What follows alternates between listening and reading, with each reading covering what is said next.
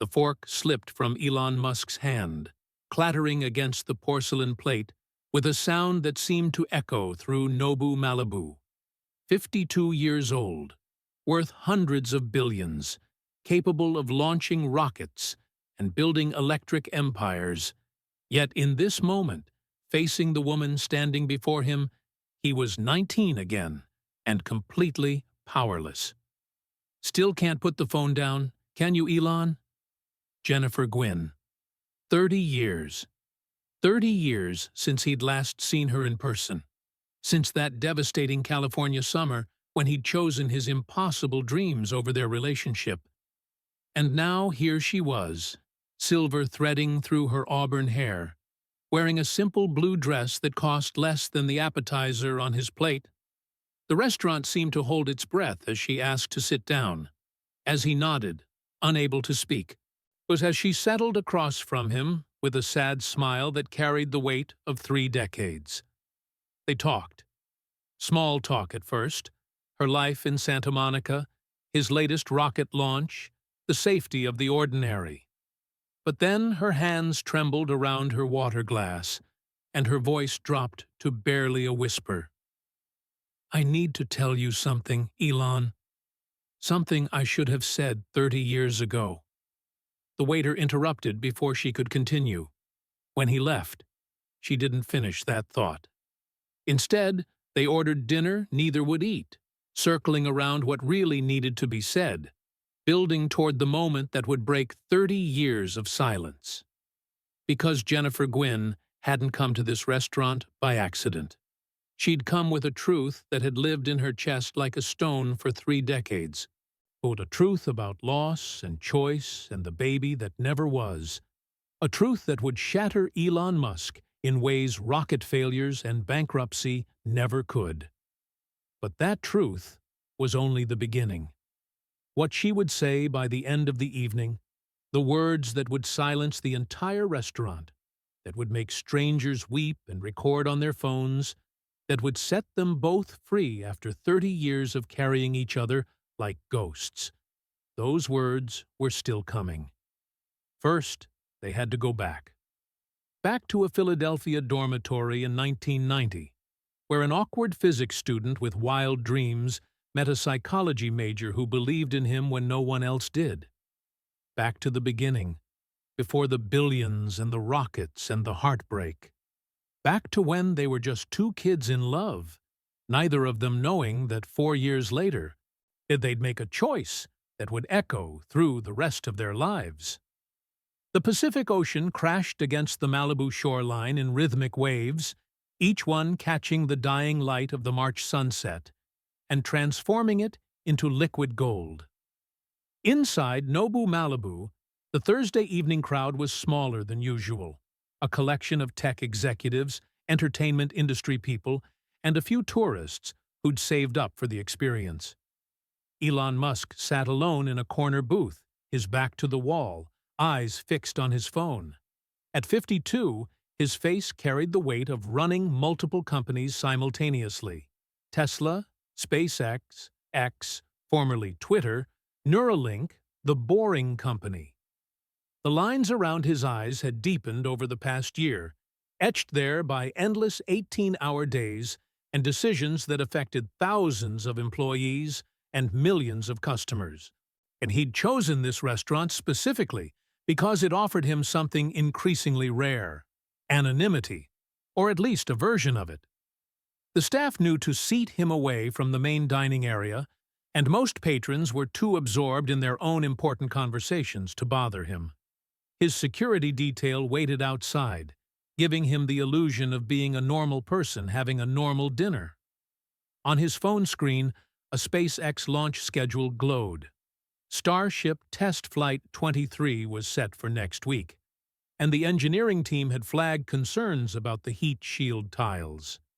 Elon scrolled through technical readouts, his California roll sitting untouched on the plate before him. A shadow fell across his table. "Still can't put the phone down, can you?" Elon!" The voice cut through the ambient noise of the restaurant like a knife through silk.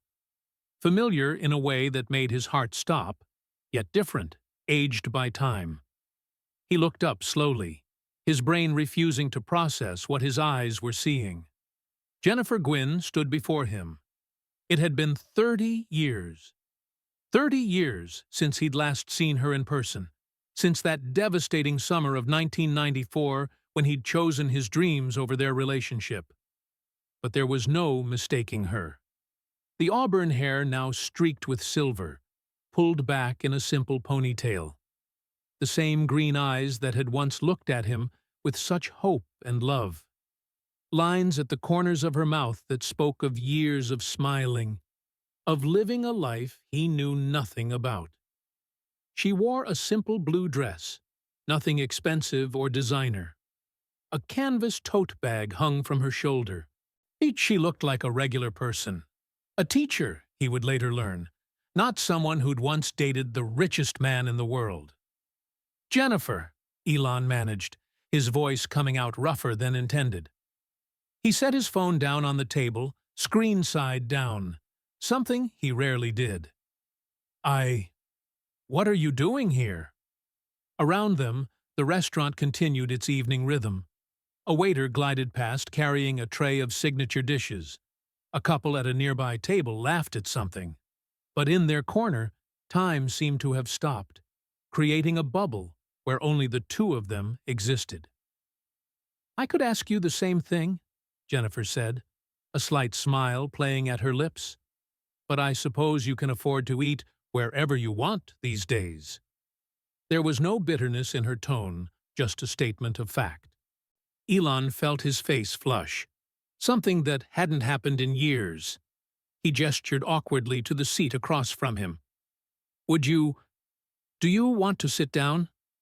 Jennifer hesitated for just a moment, then slid into the booth across from him. She set her tote bag beside her, and Elon caught a glimpse of papers inside. Student assignments, he would realize later, graded in red ink with encouraging comments. "I didn't expect to see you here," Elon said, then immediately felt stupid. Of course, she didn't expect to see him. What were the odds? "I live in Santa Monica now," Jennifer explained, folding her hands on the table. Her fingers were bare, no wedding ring, he noticed. "Moved here about 2 years ago. A friend stood me up for dinner, so I decided to treat myself. I've always wanted to try this place." "It's good," Elon said. Then wanted to kick himself. "It's good?" That was all he could manage. This was the woman he'd loved at 19, who'd believed in his crazy dreams when everyone else thought he was delusional. And the best he could do was, "It's good?" Jennifer's smile widened slightly, as if she could read his thoughts. "Still awkward at small talk, I see." "Some things don't change," Elon admitted, feeling the ghost of a smile cross his own face. "And some things do," Jennifer said, her eyes scanning his face. "You look tired, Elon. Are you sleeping?" The question was so unexpected, so intimate and caring, that Elon felt something crack inside his chest. When was the last time someone had asked him that? Not as a business concern, not as a health metric for productivity, but simply because they cared? "Not much," he admitted. "There's always something. Oh, a rocket test, a production issue, a crisis on X." "Twitter," Jennifer corrected gently. "I still call it Twitter. I can't get used to X." "Join the club," Elon said with a slight laugh. "Half the world still calls it Twitter." A waiter approached their table, a young man with carefully styled hair and an eager expression. "Mr. Musk, can I get you—" "Oh, I'm sorry. I didn't realize you had company." He turned to Jennifer. "Good evening, ma'am. Can I start you with something to drink?" "Just water, please," Jennifer said. "With lemon, if you have it." "Of course. And Mr. Musk, another sake?" Elon glanced at his half-empty glass. "Sure, thank you." The waiter disappeared, and silence settled over the table again. Elon found himself studying Jennifer's face, cataloging the changes. the slight crinkles at her eyes, and a small scar on her chin that hadn't been there before. The way she held herself with a quiet confidence that the 22-year-old Jennifer hadn't possessed. "You're staring," Jennifer said softly. "Sorry, I saw you in the news a couple years ago. The auction." Jennifer's expression didn't change. "Ah, that." In 2022, Jennifer had auctioned off memorabilia from their relationship. Photos, a birthday card Elon had made her, a necklace he'd given her. The items had sold for $165,000. The story had made headlines. Elon Musk's college girlfriend sells mementos. Elon had seen it, had felt a strange pang in his chest, but had said nothing publicly. "I wasn't trying to embarrass you," Jennifer said. I needed to let go. My marriage had just ended. I was moving across the country, and I found all these things in a box in my attic. It felt like time." "Your marriage?" Elon asked. "Divorced in 2022. After 24 years. She said it matter-of-factly, without self-pity. His name was Mark. He was an accountant. Good man, for the most part. We just grew apart. Or rather, he grew towards someone else." "I'm sorry," Elon said, and meant it. "Don't be. It was for the best." Jennifer took a sip of the water the waiter had silently delivered. "I have a daughter, though. Sarah. She's 24 now, in medical school at UCLA, studying pediatric neurology." Something in Elon's chest tightened. 24? The same age Jennifer had been when he'd left her in California, when he'd told her there was no room for us in his life.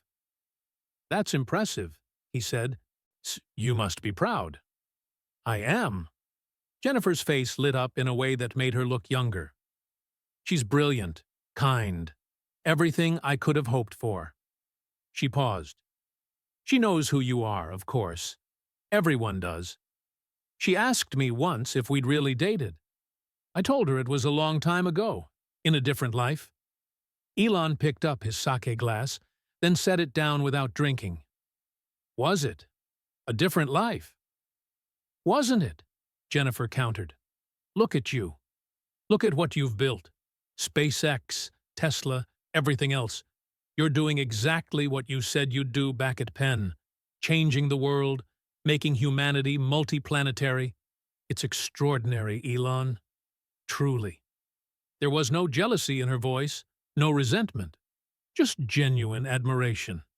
It made Elon feel strange, off balance.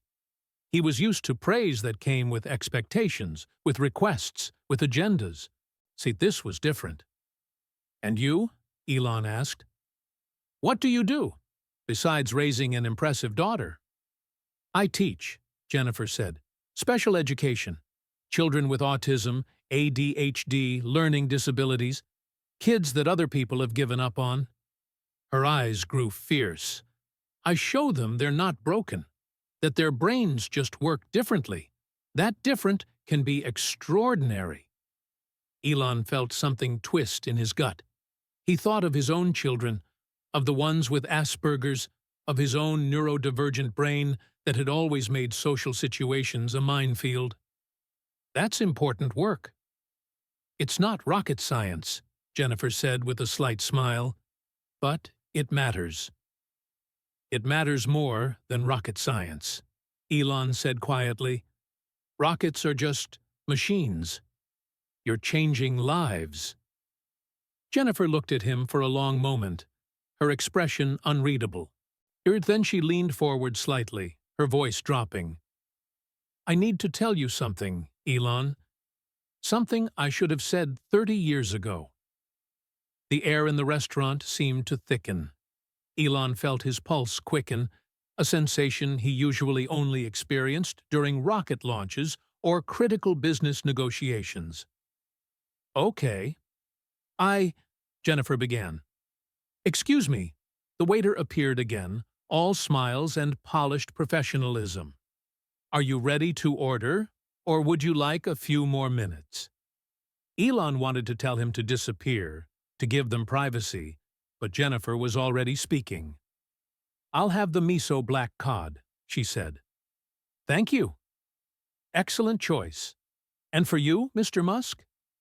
"The same," Elon said, not even looking at the menu. He just wanted the waiter gone. "Perfect. I'll put that in right away." The waiter left. Elon turned back to Jennifer, his heart pounding. "You were saying?" But Jennifer had leaned back in her seat, her face suddenly guarded. The moment had broken. Whatever she'd been about to reveal had retreated back behind her eyes. "It can wait," she said, "until after dinner. Some things shouldn't be rushed." Elon wanted to push, to demand she continue, but something stopped him. Maybe it was the way her hands trembled slightly as she reached for her water glass. Maybe it was the sudden pallor of her skin. Whatever it was, it looked important, heavy, life-changing. And suddenly, Elon Musk, the man who'd built an electric car company from scratch, who'd revolutionized space travel, who'd acquired one of the world's largest social media platforms, felt afraid. "Okay," he said softly. "After dinner." Jennifer nodded, relief flickering across her features, and she took a deep breath, visibly composing herself. "So, tell me about Mars. Are we really going to make it there in our lifetime?" And just like that, they slipped into safer territory, talking about rockets and orbital mechanics and the challenges of interplanetary travel.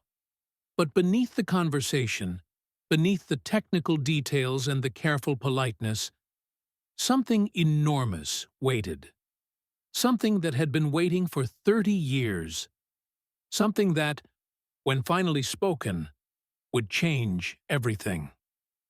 The fall of 1990 arrived at the University of Pennsylvania with a cascade of golden leaves and crisp air that carried the promise of new beginnings. Jennifer Gwynn stepped onto campus for her sophomore year with a sense of purpose she hadn't felt as a freshman. At 19, she'd survived her first year away from her family's modest home in Cherry Hill, New Jersey, and emerged more confident, more curious about the world. She was a psychology major, drawn to understanding how people's minds worked, why they made the choices they did, what invisible forces shaped their lives. Her mother, a nurse, had raised her eyebrows at the choice. "What kind of job does that get you?" But Jennifer didn't care. She wanted to understand people, to help them, to make a difference in ways that felt meaningful. It was a Thursday evening in late September when she first saw Elon Musk. The common room of the quadrangle dormitory was packed with students avoiding homework. Someone had brought a pizza, another person had a guitar, and clusters of young people debated everything from the Gulf War to the latest Pearl Jam album. Jennifer sat on a worn couch, half listening to her roommate Sarah Chen talk about a guy in her chemistry class. Then she heard a voice rise above the others, accented and insistent. "You're all thinking too small. The question isn't whether we can sustain 7 billion people on Earth. The question is why we're limiting ourselves to one planet at all." Jennifer turned to see who was speaking. A lanky young man stood near the window, gesturing animatedly with his hands. He was tall, maybe 6'1", with unruly brown hair that looked like it hadn't seen a comb in days. He wore jeans and a physics department t-shirt that hung loosely on his thin frame. His accent was unusual. South African, she would learn later. "Dude, we can barely get the shuttle into orbit without it exploding," countered Brad Morrison, a business major Jennifer knew from her economics class. "And you want to colonize Mars?" "The shuttle is a fundamentally flawed design," the lanky student said, his voice gaining intensity. "Too complex, too expensive, not reusable in any meaningful way." We need something completely different. Fully reusable rockets, methane engines, vertical landing capabilities. Several students laughed. Brad shook his head. You're crazy, man. That's science fiction. Everything is science fiction until someone builds it, the young man shot back. Airplanes were science fiction. Computers were science fiction. The internet is science fiction becoming real right now, and most of you don't even realize it. Who is that? Jennifer whispered to Sarah. Elon something, Sarah whispered back. Transfer student from Canada. A physics and business double major. Total weirdo. Apparently he's always going on about space and electric cars and other random stuff. Jennifer watched as Elon continued his passionate defense of space exploration, his face animated, his hands painting pictures in the air of rockets and Mars colonies, and humanity's multi-planetary future. Most of the students had stopped paying attention, going back to their own conversations, but Elon didn't seem to notice or care. He was utterly, completely absorbed in his vision. I think he's fascinating, Jennifer said. Sarah gave her a look. Jen, no. He's weird. Like, doesn't understand social cues. Weird. I heard he invited himself to a party last week and spent 2 hours talking to some girl about video game programming until she literally ran away. Maybe she wasn't the right person to talk to about video games, Jennifer said, standing up. Before Sarah could stop her, she walked over to where Elon stood, now alone, staring out the window at the Philadelphia skyline. I think you're right, Jennifer said. Elon turned, surprised. Up close, she could see his eyes were an unusual blue-gray color, intense and focused. About what? About thinking too small. Everyone always does. My psychology professor says it's a cognitive bias. We can only imagine futures that look like slightly modified versions of our present. Real change requires thinking in completely different categories. Elon's face transformed. A smile spread across it. He genuine and delighted. Exactly. Yes, that's exactly it. What's your name? Jennifer Gwynn. I'm a psych major. Sophomore. Elon Musk, physics and economics.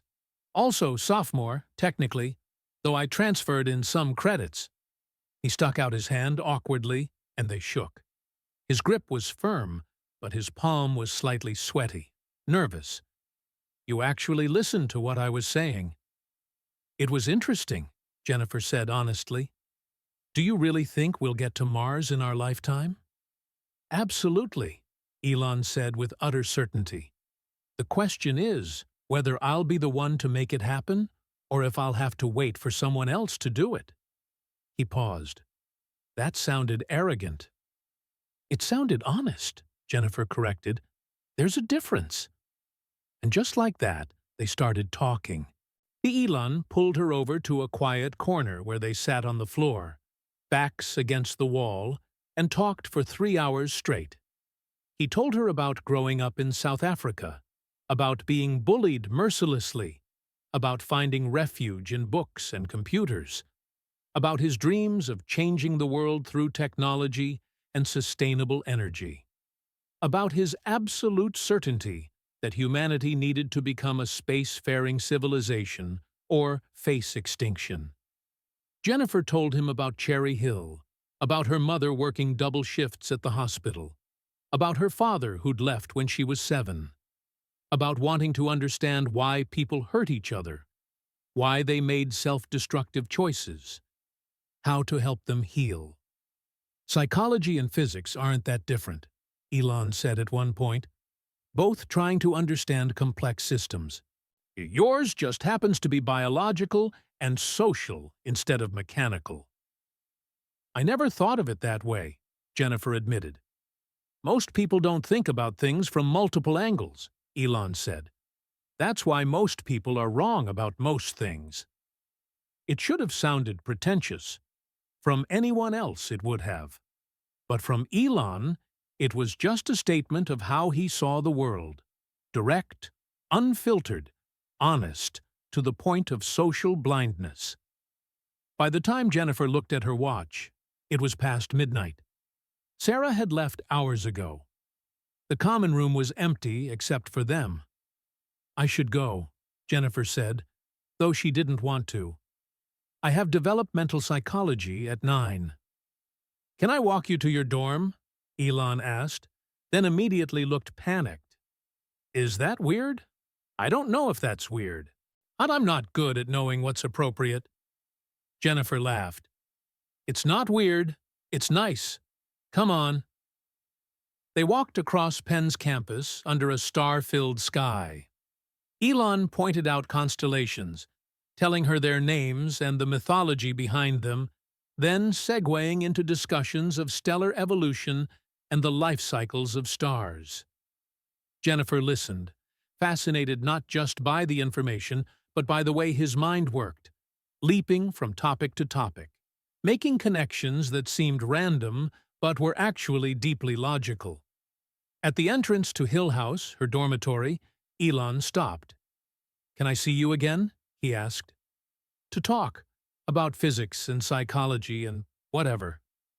"I'd like that," Jennifer said. "Tomorrow? I usually study at Van Pelt Library. 4th floor, around 7. "I'll be there," Jennifer promised. She was.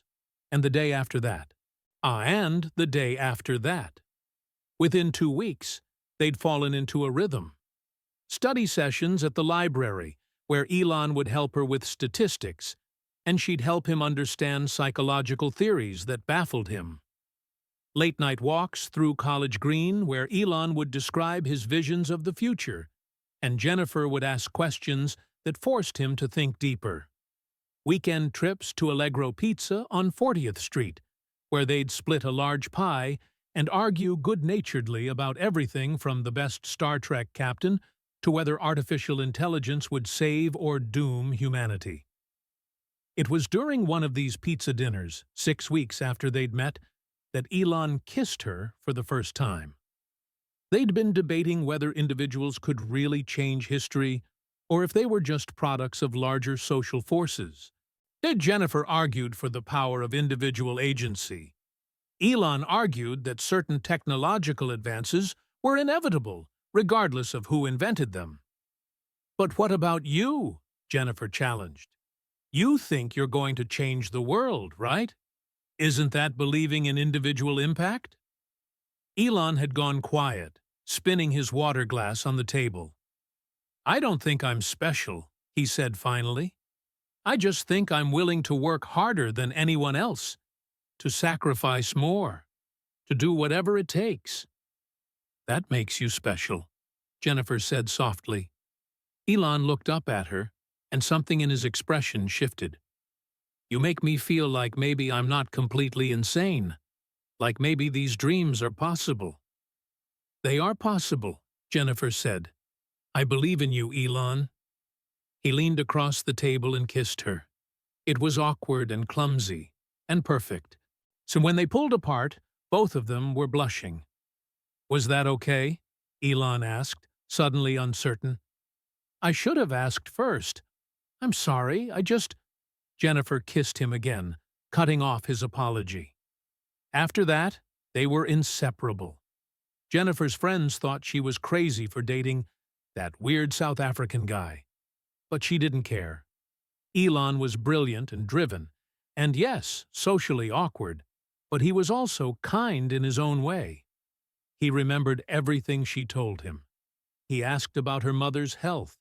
He bought her used books from the Penn bookstore on topics she'd mentioned being interested in. And when she talked, he listened with the same intense focus he gave to physics problems and rocket equations. The winter of 1990 brought their first real test. Elon had become obsessed with a video game project, coding 20 hours a day, while barely sleeping, forgetting to eat. Jennifer would bring him food at the computer lab, finding him pale and exhausted, his fingers flying over the keyboard. "You're going to make yourself sick," she said one night in December, setting down a sandwich she'd made.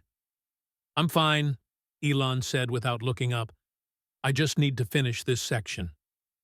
"You said that 3 hours ago." "Did I?" Elon glanced at the clock, genuinely surprised. "Oh." Jennifer sat down next to him. On the screen, lines of code scrolled past in a programming language she didn't understand. "What is this, anyway?" "A game.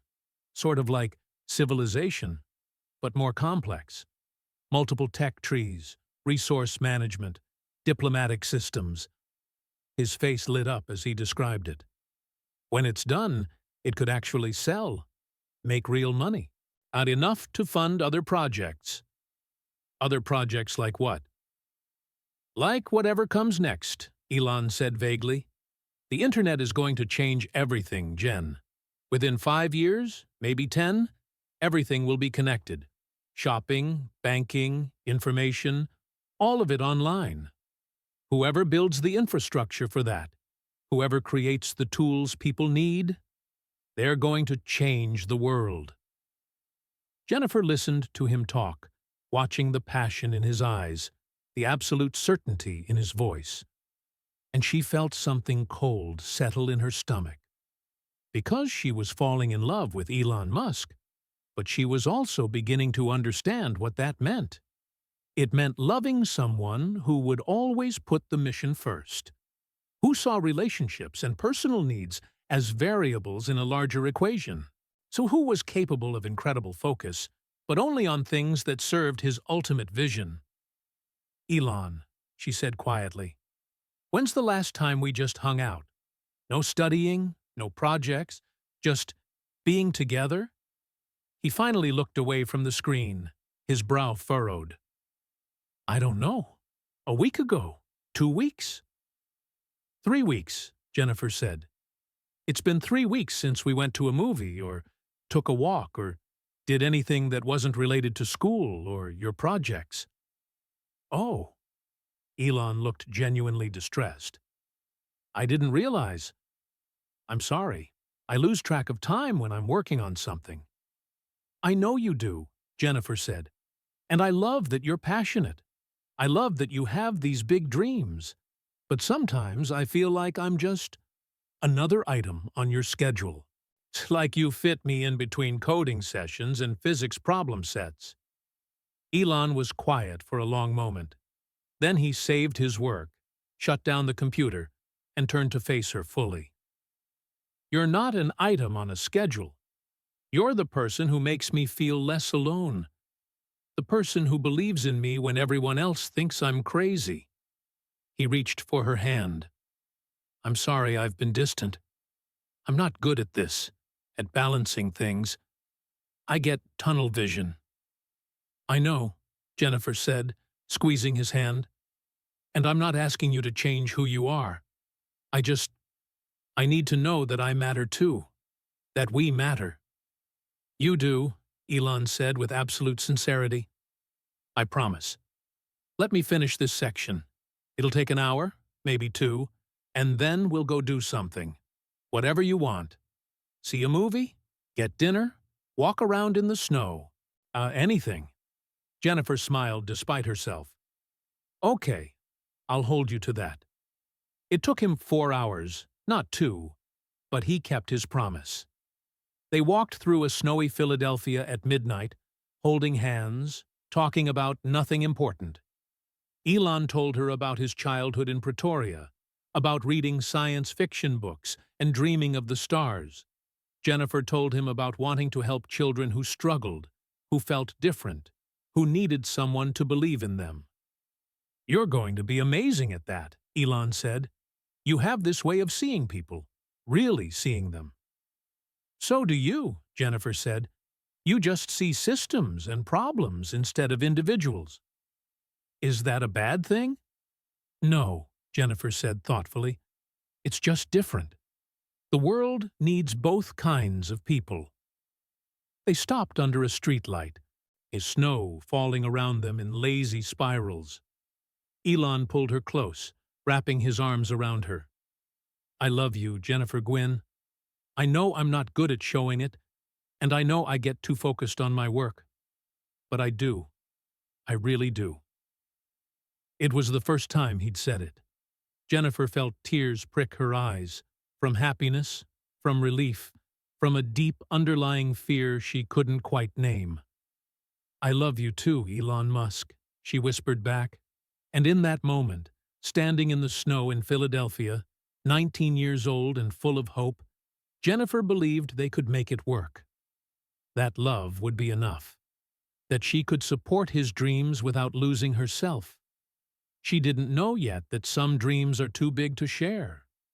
That some visions require complete devotion, total sacrifice, the abandonment of everything else. She didn't know that in 4 years. She'd be standing in a California parking lot, watching him walk away toward a future that had no room for her. But on that snowy night in 1990, none of that had happened yet. On that night, they were just two college students in love, believing that anything was possible, that they could have it all, the dreams and each other. The snow kept falling, covering Philadelphia in white, covering the future in possibility. And for a little while longer, they were happy. The summer heat in California was different from Philadelphia's humidity. It was dry and relentless, baking the pavement of El Camino Real until it shimmered like water. Jennifer Gwynne sat in a cheap motel room in Mountain View, staring at the ceiling fan that did little more than push hot air in lazy circles. It was June 1994, and she'd been in California for 5 days. 5 days that felt like 5 years. She'd completed her master's degree in developmental psychology at Boston University in May, defending her thesis on learning disabilities in elementary school children with honors. Her professors had encouraged her to continue toward a PhD. She had job offers from 2 Boston school districts. Her life had a clear path forward, but that path didn't include Elon. They'd maintained a long-distance relationship for the past 2 years, Jennifer in Boston, Elon finishing his degrees at Penn, and then starting a PhD program in energy physics at Stanford. The distance had been hard. Phone calls were expensive, limited to Sunday evenings when the rates dropped. Letters took days to arrive. They'd seen each other maybe 6 times in those 2 years, stolen weekends that never felt long enough. But Elon had finally settled in California, starting his Stanford program. And Jennifer had come west with hope in her heart that maybe, finally, they could rebuild what they'd had.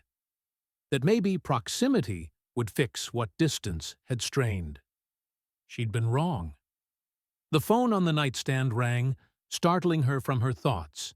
She picked it up on the 3rd ring. "Hello?" "Hey." Elon's voice crackled through the line. "I'm running late. The meeting with Kimball went longer than expected. Can we push dinner to 8? Jennifer glanced at the clock. It was already 6:30. "Sure, that's fine." "You sound upset." "I'm not upset," Jennifer lied. "I'll see you at 8. She hung up before he could respond, then immediately felt guilty. It wasn't his fault, and he was trying to balance a PhD program with the business idea he and his brother Kimball had been developing. An online city guide, a way to put yellow pages on the internet. They were calling it Zip 2. The problem was that Elon wasn't really trying to balance anything. He'd already decided. The PhD was secondary, maybe even irrelevant.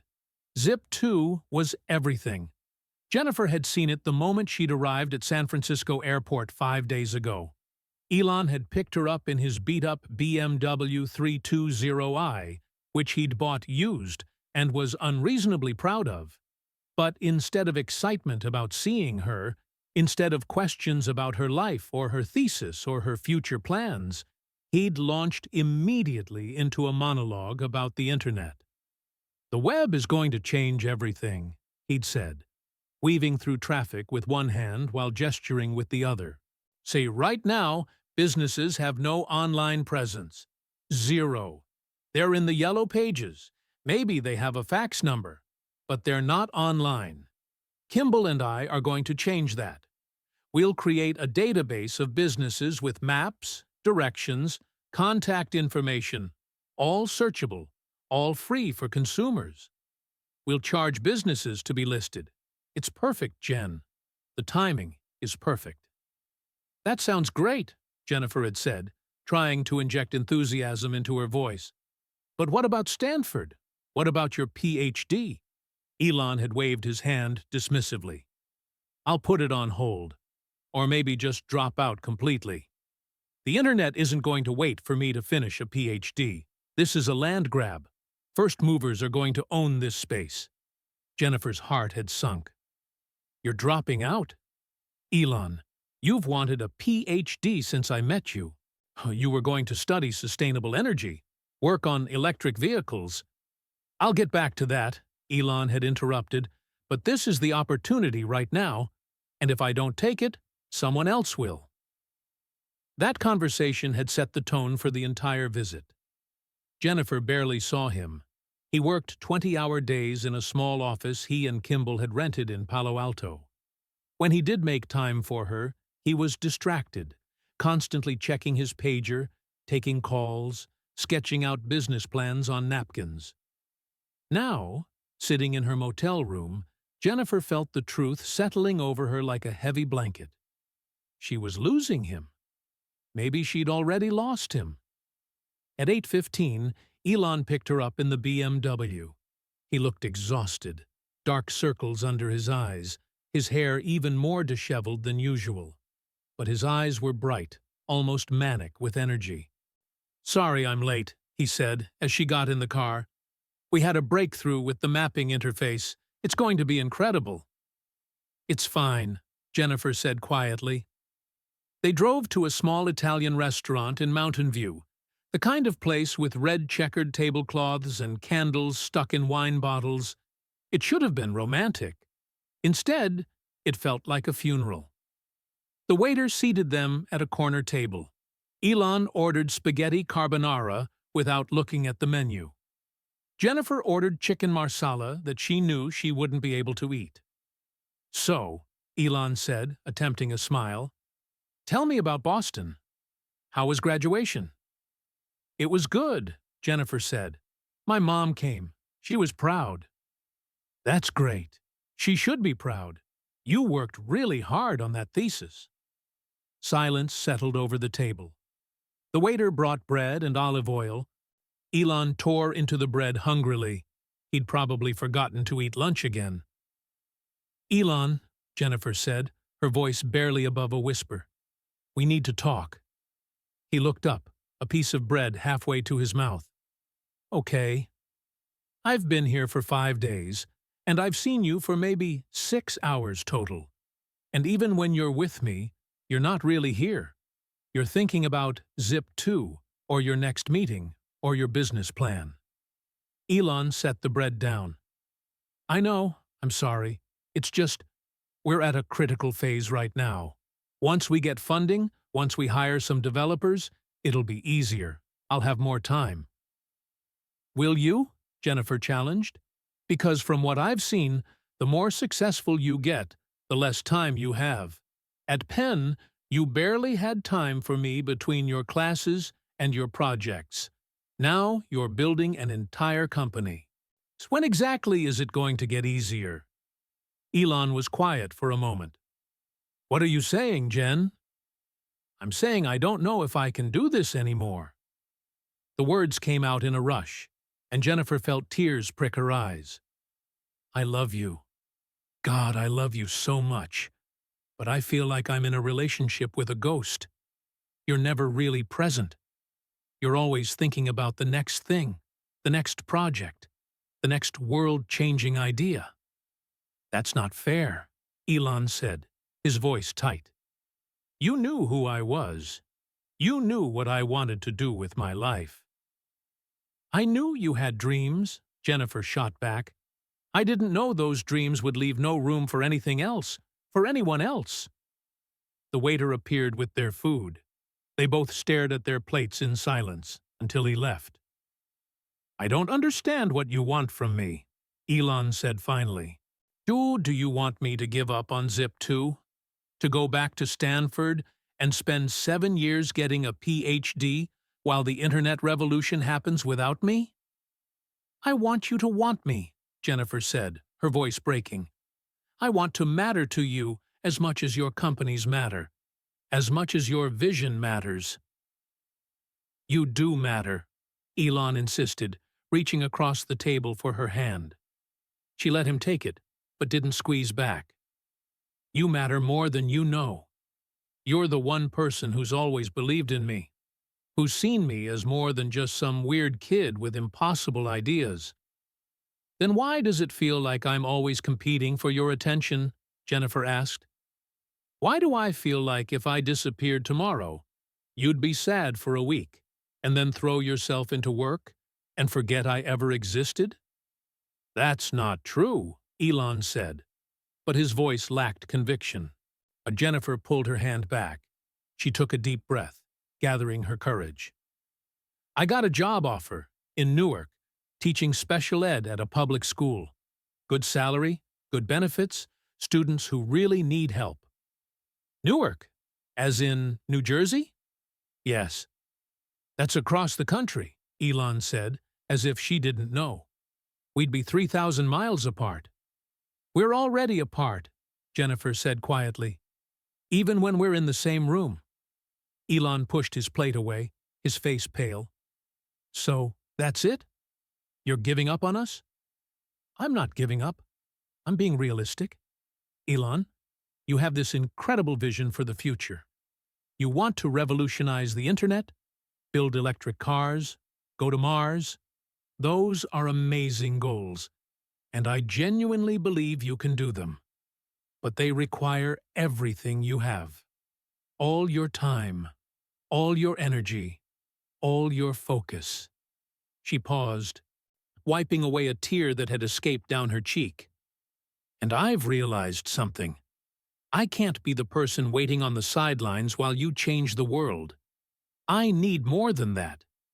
I need a partner who's actually present, who remembers our dates, who asks about my day and actually listens to the answer. I can try harder, Elon said, and Jennifer heard the desperation in his voice. I can make more time. I can… You can't, Jennifer interrupted gently. Because fundamentally, you don't want to. And that's okay, Elon. That's who you are. You're meant to do incredible things, things that require single-minded dedication. But I can't be the person who gets the leftover scraps of your attention. Elon's hands were shaking. He clasped them together on the table. I love you, Jennifer. I know I'm not good at showing it, and I know I get too absorbed in my work. But I do love you. I know you do, Jennifer said, her heart breaking. In your own way. But it's not enough. Love shouldn't feel like I'm constantly fighting for space in your life. They sat in silence for a long time. Around them, other diners laughed and talked, completely unaware that a relationship was ending at the corner table. Finally, Elon spoke, his voice flat. So what happens now? I go back to New Jersey. I take the job. I start my life. Jennifer forced herself to meet his eyes. And you build your company. You change the world. You do all the things you're meant to do. Without you. Without me, Jennifer confirmed, and saying it out loud felt like ripping her own heart out. Elon stood abruptly. I need some air. He walked out of the restaurant, leaving Jennifer sitting alone at the table. She waited, counting her breaths, trying not to fall apart completely in public. After 5 minutes, she paid the bill. Elon had forgotten his wallet in the car and went outside. She found him leaning against the BMW, staring up at the night sky. The California stars were different from Pennsylvania's, brighter somehow, more numerous. I'm sorry, he said, without looking at her. I'm sorry I can't be what you need. I'm sorry my brain works the way it does. I'm sorry that I see this incredible future, and I can't not chase it, even if it costs me everything else. Jennifer walked to him, standing close enough to touch, but not touching. Don't apologize for being who you are. The world needs people like you, Elon. People who see possibilities that others miss. People who are willing to sacrifice everything for their vision. But I'm losing you, Elon said, his voice cracking. Yes, Jennifer said simply. You are.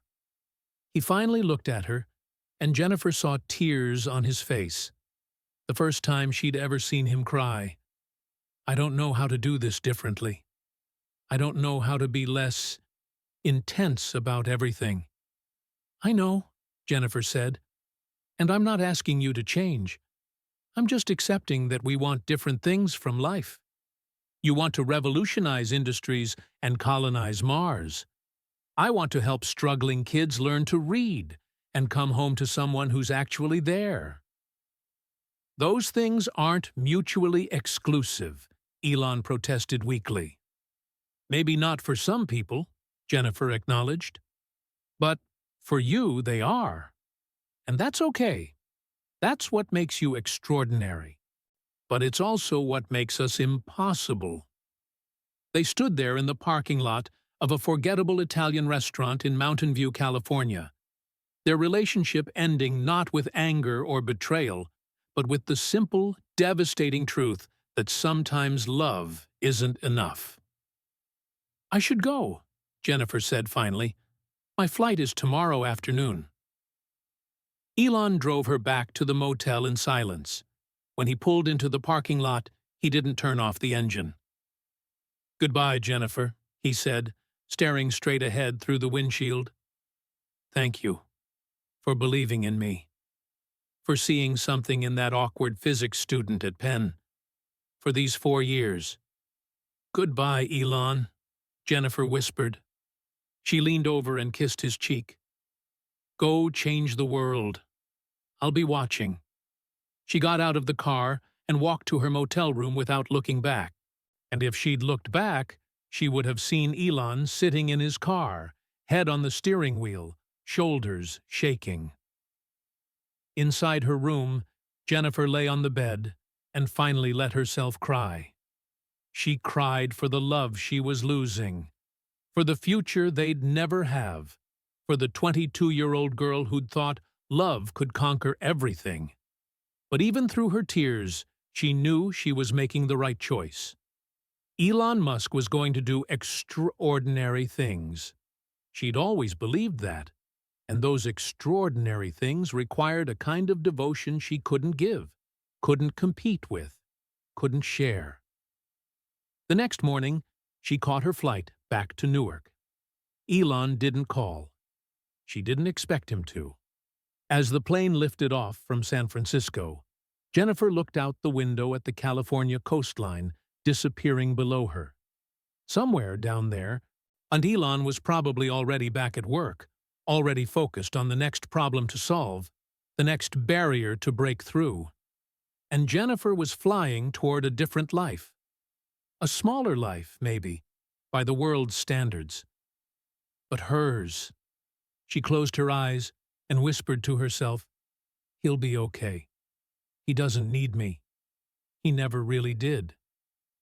But there was something she hadn't told him that morning, something she'd discovered just days before flying to California, something that would have changed everything. She placed her hand on her stomach, flat, and showing no sign yet of the life growing inside. 3 weeks later, alone in her new apartment in New Jersey, Jennifer would lose that baby, and she would carry the weight of that secret, of what might have been, for the next 30 years. But on that flight, heading east while Elon stayed west, she didn't know any of that yet. She just knew she'd made a choice, and there was no going back. The plane climbed higher, breaking through the clouds into brilliant sunshine, and Jennifer Gwynne flew toward her future, leaving Elon Musk to build his. Newark, New Jersey, September 1994. Jennifer stood in front of 23 third graders at Hawthorne Avenue Elementary School, her first real teaching job. The classroom smelled like crayons and floor polish, with alphabet letters hung crookedly above the chalkboard. Most of these children had learning disabilities, dyslexia, ADHD, processing disorders. The kinds of kids that standardized education systems had already begun to fail. "Good morning, class," she said, forcing brightness into her voice she didn't quite feel. "Good morning, Miss Gwynn," they chorused back, some enthusiastic, but some barely mumbling. Teaching, she discovered, was both harder and more rewarding than she'd imagined. There was Marcus, who couldn't sit still for more than 30 seconds but could solve math problems in his head faster than she could write them on the board. There was Lisa, who reversed her letters and numbers but had an uncanny ability to understand what other people were feeling. There was David, who barely spoke but drew intricate, beautiful pictures during every lesson. Jennifer learned to see their differences not as deficits, but as variations. Different operating systems, she thought sometimes, remembering Elon's computer analogies. Not broken, just different. She threw herself into the work with an intensity that surprised her. 12-hour days creating individualized lesson plans. Weekends spent researching new teaching methods for neurodivergent children. Parent conferences where she advocated fiercely for students that others had given up on. She was trying not to think about California, about Elon, about the pregnancy test she'd taken in July that had shown 2 pink lines, about the cramping and bleeding that had started in August, 11 weeks along, sending her to the emergency room alone at 2 a.m., about the doctor's gentle voice explaining that sometimes these things just happen, that it wasn't her fault, that she should try to rest. She hadn't told anyone, not her mother, not her friends, and certainly not Elon, who by all accounts was working himself to death trying to get Zip 2 off the ground. Work became her refuge. Her students needed her, and that need was uncomplicated, clear, immediate. Palo Alto, California. September 1994. Elon slept on the floor of the Zip 2 office, using his duffel bag as a pillow. There was a small YMCA down the street where he showered. The office had a microwave for cup noodles and a Mr. Coffee machine that ran constantly. He'd officially dropped out of Stanford after 1 week. The PhD had been a backup plan, a safety net. But safety nets were for people who could afford to fail. Elon couldn't afford to fail. The work was brutal. He and Kimball were trying to build something that didn't exist, an online city guide with integrated maps and business listings. The technology barely existed to support what they were trying to do.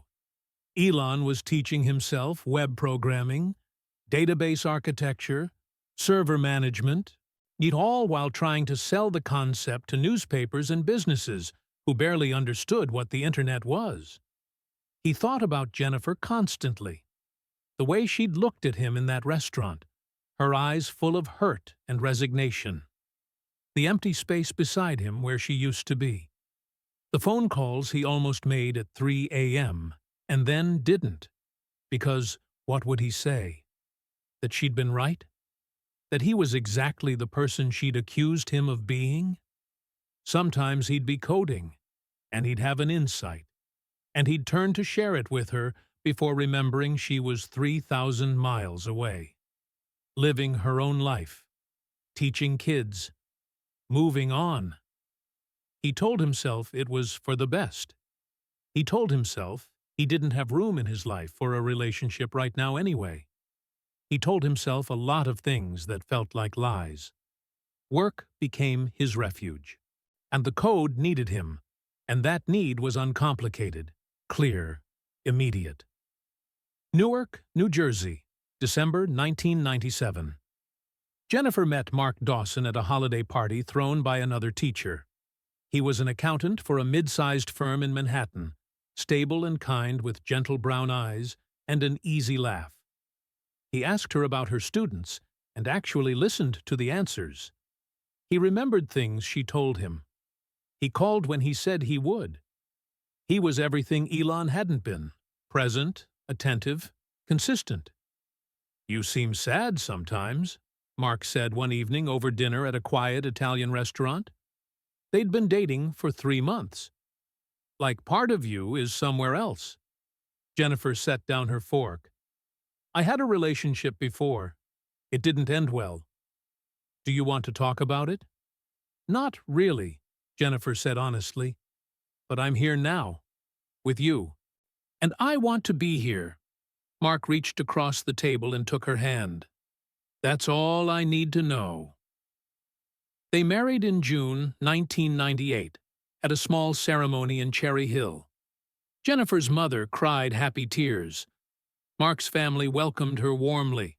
It was simple and sweet, and nothing like the grand, complicated love she'd had with Elon. That was supposed to be a good thing. Palo Alto, California, February 1999. Compaq bought Zip2 for $307 million. Elon's share was $22 million. He was 27 years old. The morning after the deal closed, he sat in his apartment, his first real apartment with actual furniture, and stared at his bank statement. More money than he'd ever imagined having. Enough to retire, to live comfortably for the rest of his life. The thought made him want to vomit. He'd already started working on his next idea. Online banking, some financial services for the internet age. He was calling it X.com. The money from Zip2 would fund it, all of it, every penny. His brother Kimball thought he was insane. Take a year off, travel, meet someone, live a little. But Elon couldn't imagine not working. What would he do with himself? Who would he be without a mission? Sometimes, late at night, he'd wonder what Jennifer was doing. If she was happy. If she ever thought about him. If she'd read about the Zip2 acquisition in the papers and felt anything at all. He could have looked her up easily, could have called her mother's number in Cherry Hill, asked for Jennifer's contact information, could have sent a letter or an email. He never did. Newark, New Jersey, April 2000. Sarah Marie Dawson was born on a rainy Tuesday morning, weighing 7 pounds, 3 ounces. She had Mark's eyes and Jennifer's nose and a surprisingly full head of dark hair. Jennifer held her daughter in the hospital room and felt a love so fierce it was almost frightening. This tiny human, completely dependent on her, completely trusting. "She's perfect," Mark said, his arm around Jennifer's shoulders, both of them staring at their daughter in wonder. "She's perfect," Jennifer agreed, and for a while she was able to forget about California and alternative futures and the baby she'd lost 6 years ago. For a while, she was completely present in this life, this family, this moment. San Francisco, California, October 2002. PayPal, the company that had emerged from the merger of X.com and Confinity, sold to eBay for $1.5 billion. Elon's share was $165 million, and he was 31 years old and had more money than he knew what to do with. He was also profoundly unhappy in a way he couldn't quite articulate. He'd married Justine Wilson, a Canadian writer he'd met at Queen's University. They had a baby, Nevada Alexander, who died of SIDS at 10 weeks old. The grief was crushing, incomprehensible. Elon threw himself into work with even more intensity, if that was possible. The marriage was already showing cracks, but Elon had a new mission: space exploration. NASA had no plans to go to Mars. The cost per launch for existing rockets was astronomical. The entire aerospace industry had grown complacent. He founded SpaceX with a simple goal: make humanity a multi-planetary species. Everyone thought he was crazy. Rockets were expensive, dangerous, yeah, and dominated by a few major players who'd been doing this for decades. A tech entrepreneur with no aerospace experience had no business trying to revolutionize space travel. Elon didn't care what people thought. He never had. He remembered Jennifer, years ago at Penn, asking him if he really believed humans would get to Mars in their lifetime. Absolutely, he'd told her. He was going to make that true. Newark, New Jersey, September 2008. Jennifer sat in her kitchen, watching CNN coverage of SpaceX's Falcon 1 rocket, its fourth attempt at reaching orbit. The previous three had failed. The company was reportedly down to its last dollar. This was Elon's final shot. She held her breath as the rocket lifted off from Amalek Island. Sarah, now 8 years old, was at soccer practice. Mark was working late. Jennifer was alone, watching Elon's dream either come true or die. The rocket climbed. First stage separation successful. Second stage ignition successful. 9 minutes later, Falcon 1 reached orbit, the first privately funded liquid fuel rocket to do so. Jennifer's tears surprised her. She'd thought she was over this, over him. It had been 14 years since California. She had a husband, a daughter, a good life. She didn't think about Elon anymore, not really. But watching that rocket reach orbit, knowing what it meant, knowing what it cost him to get there, she couldn't help but feel proud and sad, and a complicated tangle of emotions she couldn't name. "You did it," she whispered to the TV screen. "You actually did it." Mark came home an hour later and found her still in the kitchen, the news still on. "You okay?" he asked. "Yeah," Jennifer said, wiping her eyes. "Just a long day." He kissed the top of her head and went to change. Jennifer turned off the TV and started making dinner, pushing thoughts of rockets and impossible dreams back into the locked box where she kept everything related to Elon Musk. Palo Alto, California. June 2010. Elon stood in the Tesla factory in Fremont, watching the first Model S roll off the production line. The company had nearly died a dozen times. They'd been weeks from bankruptcy multiple times. He'd invested every penny of his PayPal money into Tesla and SpaceX, borrowed against everything he owned, maxed out credit cards. People had called him reckless, irresponsible, insane. But here was the car. Beautiful, electric, revolutionary. He thought about Jennifer saying she wanted to help the environment, wanted to make a difference. Well, here it was. Electric vehicles that people might actually want to drive, a step toward sustainable transportation.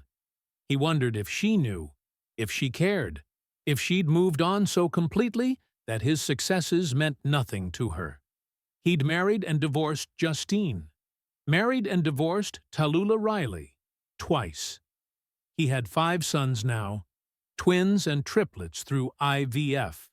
His personal life was a mess, but his companies were changing the world. That was the deal he'd made, right? That summer in 1994, standing in a Mountain View parking lot. The mission over everything else. Some days it felt worth it. Some days it didn't. Cherry Hill, New Jersey, November 2015.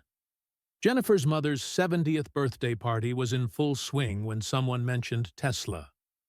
Jennifer's cousin had just bought a Model S and was raving about it. "You dated that guy." "I didn't you?" her cousin's wife asked Jennifer. "Elon Musk? I saw it in some article online." The room went quiet. Mark looked at Jennifer with surprise. "You dated Elon Musk?" "It was college," Jennifer said, her face flushing. "A million years ago. Ancient history." "But you never mentioned it," Mark pressed later when they were driving home. Sarah was asleep in the back seat. "Because it doesn't matter," Jennifer said.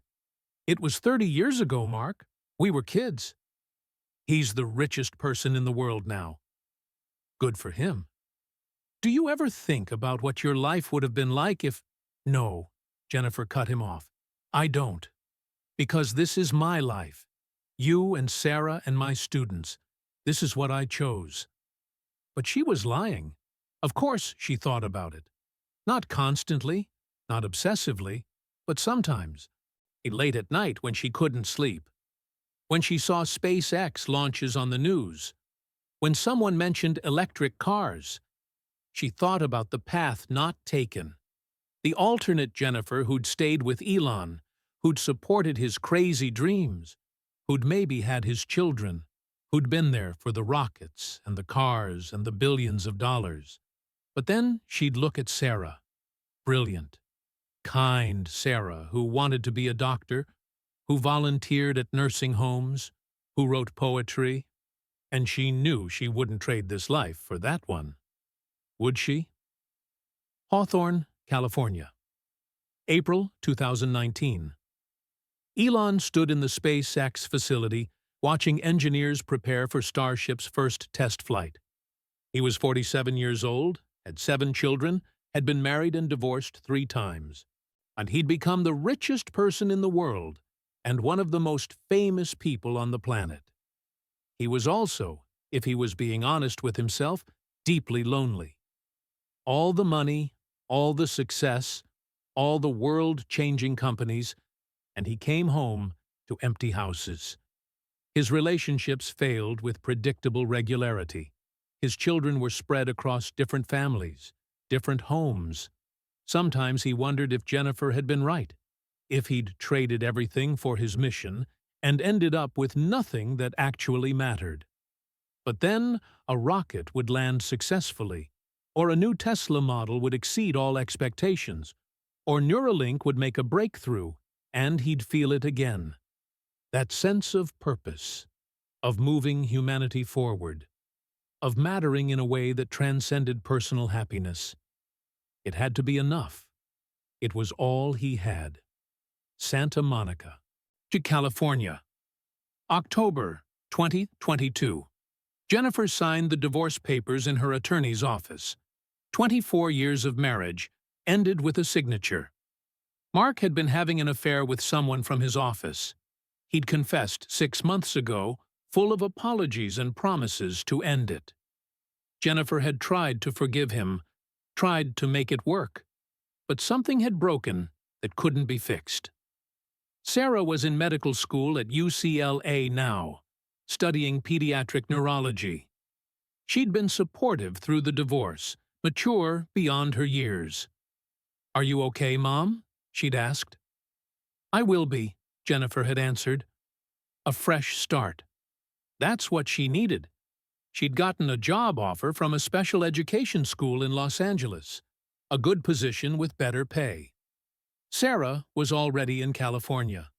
Why not? She moved to Santa Monica in November, but to a small apartment 3 blocks from the beach. She was 52 years old, starting over, and it was terrifying and liberating in equal measure. One evening, unpacking boxes, she found the shoebox, the one she'd kept in various attics and closets for almost 3 decades. Photos from Penn. Letters Elon had written her. A birthday card he'd made by hand, full of physics jokes and awkward declarations of affection. She spread them on her living room floor, these artifacts from another life. Young Elon smiling awkwardly at the camera. Jennifer with her arm around him, both of them impossibly young, impossibly hopeful. On impulse, she took photos of some of the items and listed them for auction online. Not for the money, though the final sale price of $165,000 shocked her, but as a way of letting go, of closing that chapter finally and completely. The story made headlines. Elon Musk's ex-girlfriend auctions mementos. She ignored the attention, donated half the money to her school, and put the rest in Sarah's medical school fund. If Elon saw the news, he never reached out. Jennifer told herself she was glad. What would they even say to each other after all these years? Austin, Texas. January 2024. Elon stood on stage at a Tesla event, announcing record production numbers, revolutionary new battery technology, plans for fully autonomous vehicles. The crowd cheered. Reporters took notes. The stock price would probably jump tomorrow. He went through the motions, gave the presentation, answered questions. He was good at this now, after years of practice. Almost comfortable in front of crowds, though it still didn't come naturally. Afterward, alone in his hotel room, he scrolled through his phone. Twitter, he still couldn't think of it as X, even though he owned it, was full of reactions to the event. Most positive, some critical, all of it noise. He came across an article about a special education teacher in Los Angeles who'd won an award for her innovative work with neurodivergent children. Jennifer Gwynn, the article said. His heart stopped. He clicked the link. There was a photo. Older now, hair streaked with gray, but unmistakably her. She was smiling, surrounded by students, holding a plaque. He read the article 3 times. She lived in Santa Monica. She taught special ed. She had a daughter in medical school. She'd built exactly the life she'd wanted. Small by the world's standards, maybe, but meaningful, important, real. He could contact her. He had the resources to find anyone. But what would he say? You were right about everything? I'm sorry? I think about you more than I should.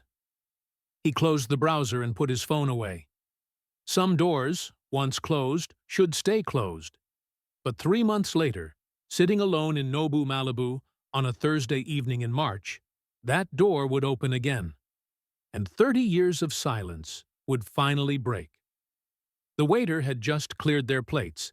Neither of them had eaten much, and brought fresh drinks. Jennifer's water with lemon sat untouched. Elon's sake remained full.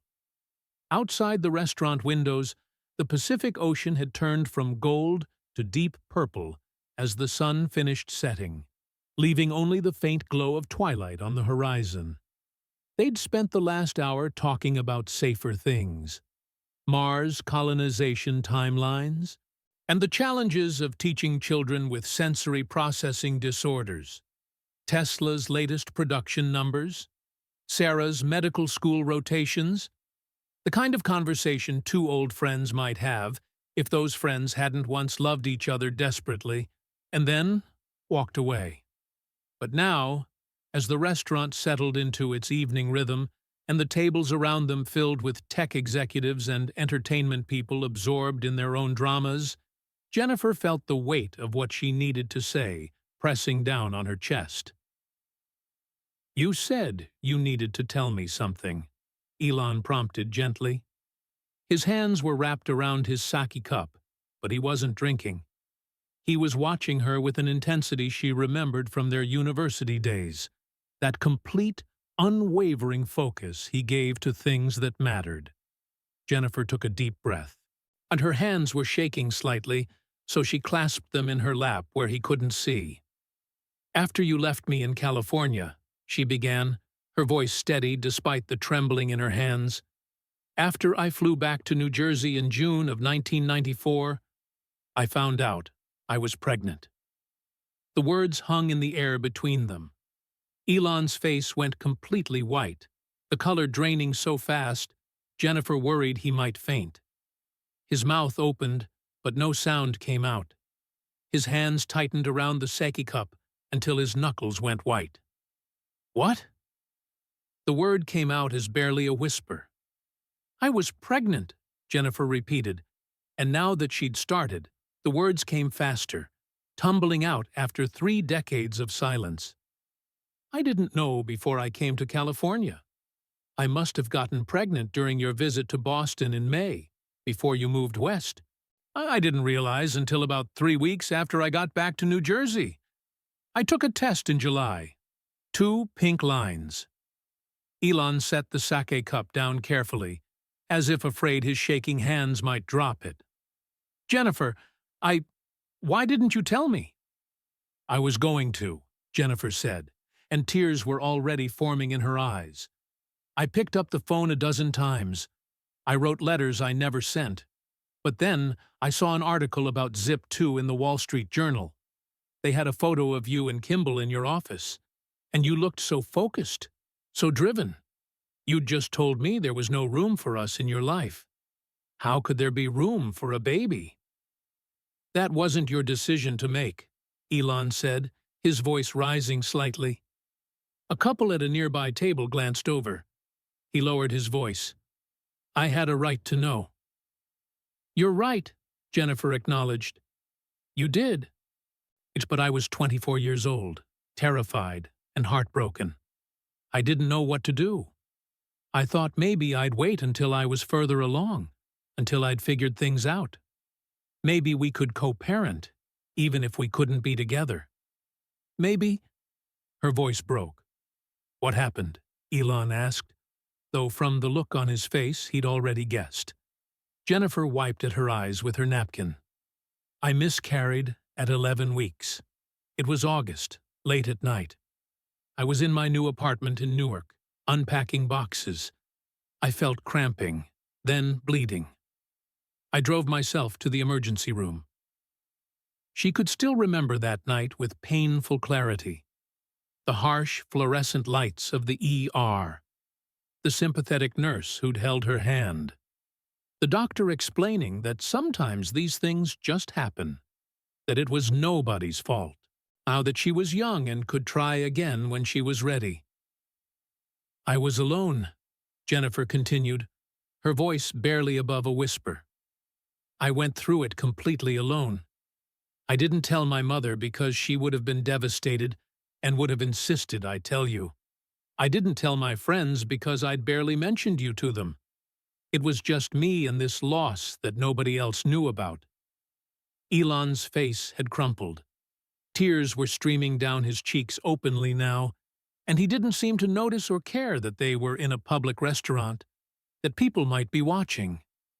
"Jennifer, I'm so sorry. God, I'm so sorry." "I buried it," Jennifer said. "I went back to work. I threw myself into teaching. I met Mark a few years later, and when I got pregnant with Sarah, I was terrified the entire 9 months that something would go wrong. But she was born healthy and perfect, and I told myself I'd moved on from what happened." She paused, taking a shaky breath.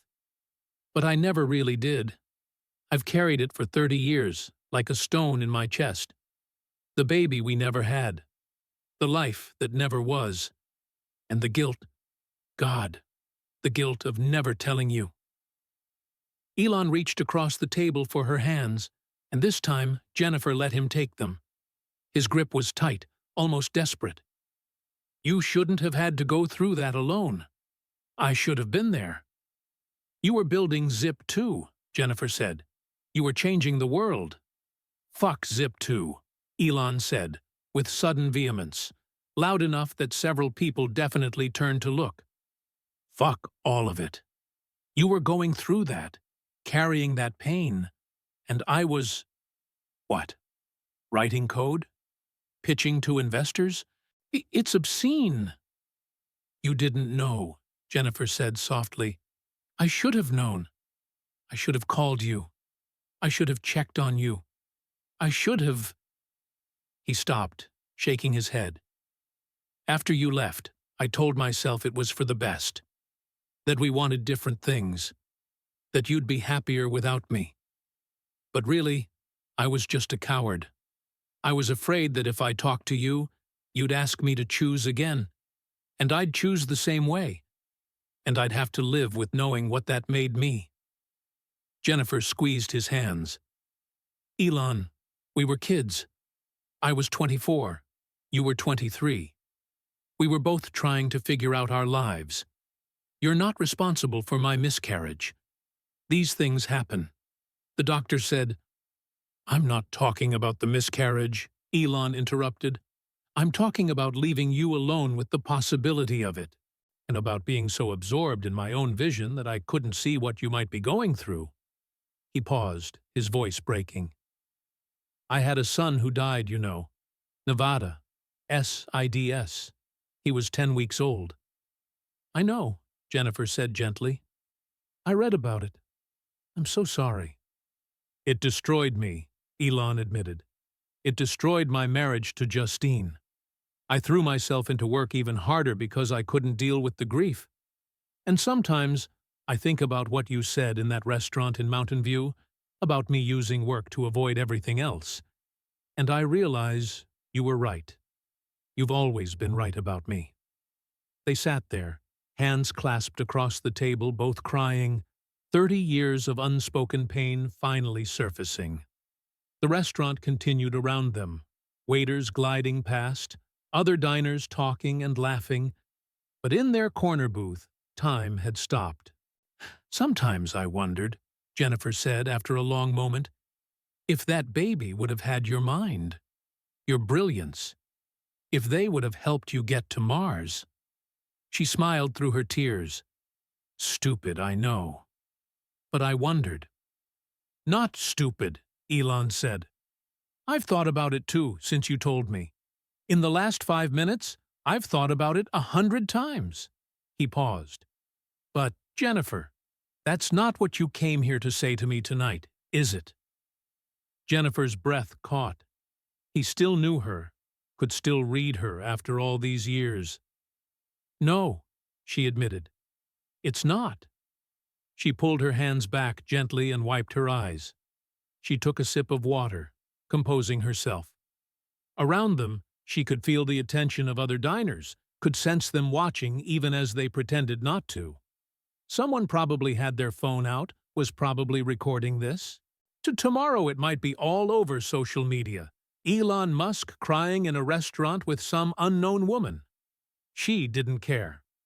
"What I came here to say," Jennifer continued, her voice growing stronger, "is that I've spent 30 years being angry at you, Elon. Angry at you for choosing your dreams over me. Angry at you for being so consumed by your vision that you couldn't see my pain. Angry at you for succeeding beyond anyone's wildest imagination while I lived this small, ordinary life." Elon flinched as if she'd struck him. "Jennifer." "Let me finish," she said gently. "I carried that anger like armor. It protected me from having to look at my own choices, my own compromises. When I married Mark, part of me did it to prove I could have a normal, happy life without you. When I threw myself into teaching, part of me did it to prove that my path was just as valuable as yours." She leaned forward, her eyes locked on his. "But then, my marriage fell apart, and I moved to California, and I found that box of photos and letters, and I realized I was still carrying you around like an open wound. So I auctioned everything off, thinking that would finally let me move on." "Did it?" Elon asked quietly. "No," Jennifer admitted, "because the anger wasn't really about you. It was about me, about the choices I made, about the life I built." She paused. "Until tonight, sitting here with you, I didn't realize what I actually needed to say." The restaurant seemed to hold its breath. Elon waited, his face pale and tear-streaked, his hands trembling on the table. "I need to tell you," Jennifer said, her voice clear and strong now, "that you were right." Elon blinked. "What?" "That summer in 1994, when you told me you had to choose your mission over us, you were right. I've spent 30 years resenting you for that choice. I watched you build companies, launch rockets, create the electric vehicle revolution. I watched you have children, marriages, failures, and incredible successes. And the whole time, part of me felt like you'd stolen my life, my chance at that kind of significance." She felt tears on her cheeks again, but she kept going. "I convinced myself that if you'd just loved me enough, If you'd just tried harder, we could have had both, the relationship and the world-changing work. But that was a fantasy. What you've built required everything you had. Every ounce of focus, every moment of time, every bit of energy. And there was no room for a partner who needed you present, who needed you emotionally available, who needed you to choose them sometimes. Jennifer, I could have tried, Elon started. No, Jennifer cut him off firmly. You couldn't have. Not and still be who you are. Not and still do what you've done. She wiped her eyes. SpaceX has made space travel accessible in ways NASA never could. Tesla has accelerated the electric vehicle revolution by at least a decade, maybe more. You've probably saved millions of lives through clean energy technology. You're making humanity's future on multiple planets actually possible. She took a shaky breath. And if you'd stayed with me, if you'd tried to balance my needs with your mission, you wouldn't have done any of that. Or you would have done it less well, with less impact, and the world would be worse off. Elon was shaking his head. You can't know that. Maybe I would have been more grounded, more balanced. Maybe having you would have made me better. Maybe, Jennifer acknowledged. Or maybe you would have resented me for holding you back. Maybe we would have ended up divorced anyway, but with you having wasted years trying to be something you're not. She smiled sadly. I've been a teacher for almost 30 years, Elon. I've worked with hundreds of kids whose brains work differently. Kids like you, actually. Brilliant, focused, capable of incredible things when they're allowed to be who they are. And you know what I've learned? You can't change someone's fundamental nature. You can help them adapt, give them tools, but you can't make them be something they're not. I'm not one of your students, Elon said, but there was no anger in it, just exhaustion. No, Jennifer agreed, but you're someone whose brain works in extraordinary ways, someone who sees possibilities others miss and has the drive to make them real. And that kind of mind, that kind of vision, it doesn't leave room for the mundane compromises that relationships require. She leaned back in her seat. And you know what? That's okay. The world needs people like you. People willing to sacrifice everything, including love, including normal happiness, to push humanity forward. But what about you? Elon asked, his voice rough. What about your happiness, your dreams? Jennifer smiled, and this time it was genuine. I got exactly what I needed too. I got to teach children that others had given up on. I got to show them they weren't broken, that their differences could be strengths. And I got to raise Sarah, who's going to be an incredible doctor. My life was small by your standards, but it was mine, and it mattered. She thought about Marcus, who she'd taught to read despite his severe ADHD, and who'd written her a letter 10 years later saying she'd changed his life. About Lisa, who'd struggled with dyslexia but was now a successful graphic designer. About hundreds of students over the years who'd needed someone to believe in them. Every kid I helped learn to read, Jennifer continued, every parent I convinced not to give up on their neurodivergent child, every student who graduated when everyone said they'd drop out. That was my Mars mission. It wasn't flashy. It won't be in history books. But it mattered. Elon was quiet for a long moment, his face working through emotions Jennifer couldn't quite read. Finally, and he spoke, his voice barely audible. I've been so lonely, Jen, for so long. I have all this money, all this success, all these companies changing the world, and I come home to empty houses. My relationships fail. My kids are spread across different families. Sometimes I think I traded everything for my mission and ended up with nothing that actually matters. That's not true, Jennifer said firmly. What you've built matters enormously. Those rockets landing themselves, that's not nothing. Those electric cars on the road, that's not nothing. You've changed the trajectory of human civilization. But at what cost? Elon asked, and his voice was full of pain. At exactly the cost it required, Jennifer answered. And that's what I came here to tell you. That I forgive you. I forgive you for choosing the future over me. I forgive you for being so consumed by your vision that you couldn't see my pain. And more than that, I thank you. Elon looked up sharply. Thank you? Thank you for having the courage to be who you are, Jennifer said, her voice steady, despite the tears still flowing. Thank you for not compromising.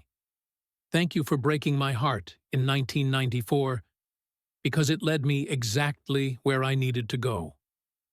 Thank you for showing me that there are different kinds of greatness. Yours that reaches for the stars, and mine that reaches for one struggling child at a time. She stood up, placing her napkin on the table. The restaurant had gone completely silent. Even the kitchen noise seemed to have stopped. Every eye in the room was on them, though Jennifer barely noticed. I don't need anything from you, she said. I don't want to reconnect or be friends. We're not those people anymore.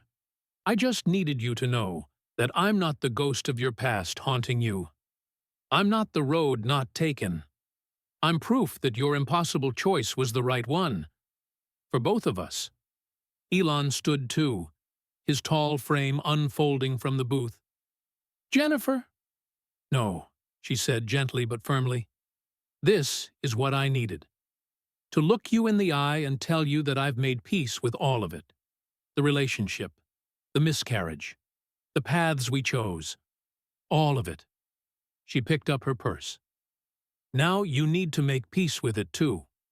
Stop punishing yourself for being extraordinary. Stop feeling guilty for needing what you need. The world is better because you chose your mission. I'm better because I chose mine. She started to walk away, then turned back one more time. Get us to Mars, Elon. That's what you're here for. That's what all this sacrifice was for. So do it. And with that, Jennifer Gwynne walked toward the exit of Nobu Malibu, leaving Elon Musk standing alone at their table, tears streaming down his face, surrounded by strangers who'd just witnessed something they didn't fully understand but could feel the weight of anyway. She'd carried this moment in her heart for 30 years, the moment when she'd finally tell him what she needed to say. And now it was done. The stone in her chest had finally lifted. Jennifer didn't make it to the door. She was halfway across the dining room, weaving between tables of well-dressed diners who'd gone silent watching her, when she heard Elon's voice behind her. Wait. Just one word, but it stopped her in her tracks. She turned slowly. Elon stood by their table, on one hand braced against it, as if he needed the support. His face was wet with tears he hadn't bothered to wipe away.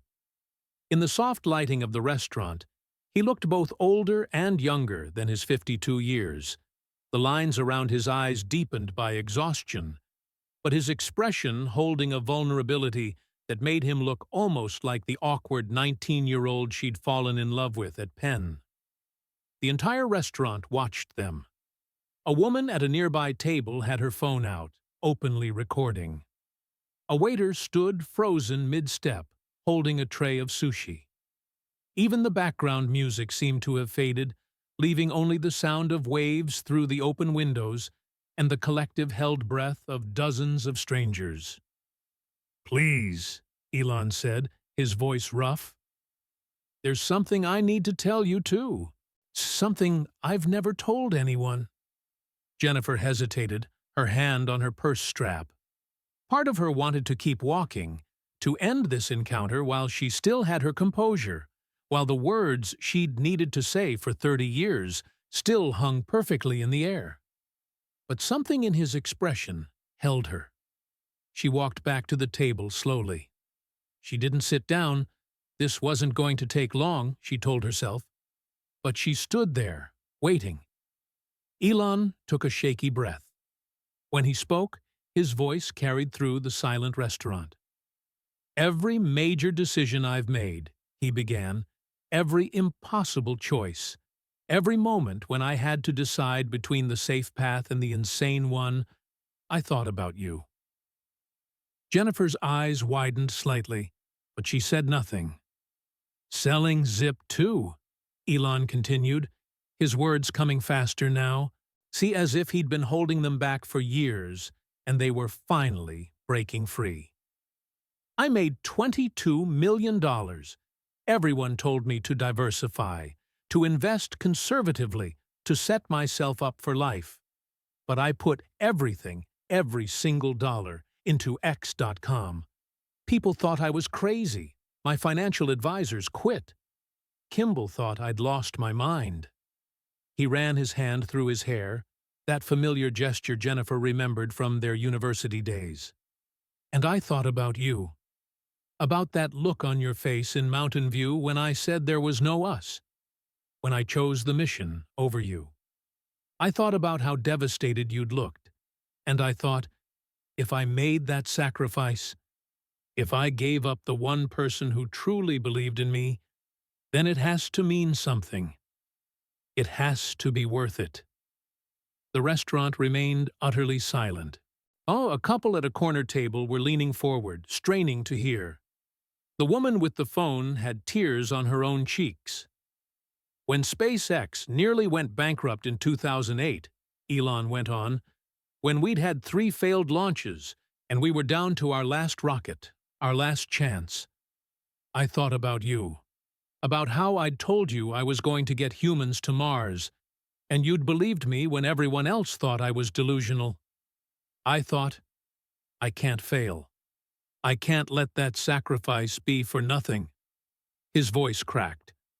"When Tesla was weeks from bankruptcy, when I was maxing out credit cards and borrowing against everything I owned, sleeping at the factory, working 100-hour weeks, I thought about you. About how you had said I was choosing my dreams over our relationship, and how I'd said yes, I was, because I had to. And that meant I couldn't quit. I couldn't fail. Because if I did, then what was it all for?" Jennifer felt fresh tears forming. She blinked them back, trying to maintain her composure.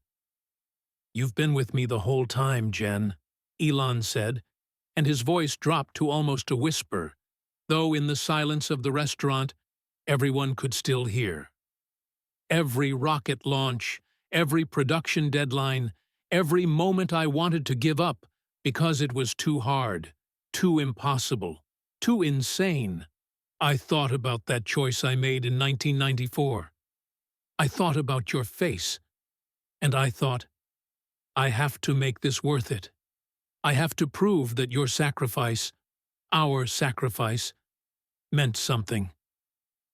He stepped closer to her, his hands hanging at his sides, his whole body trembling slightly.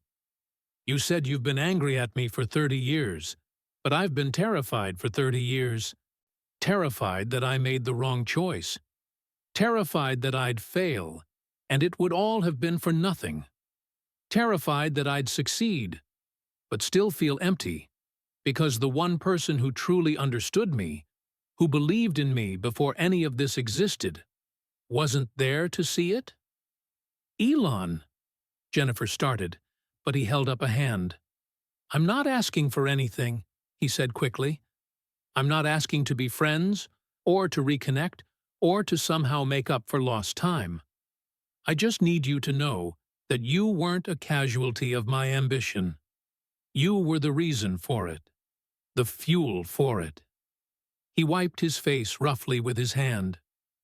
"Every time I thought about quitting, and there were so many times, Jen, times when it seemed impossible, when everyone said I should give up, I thought about you saying I was choosing my dreams over you, and I thought, If I quit now, I chose nothing. I threw away the most real relationship I ever had for nothing."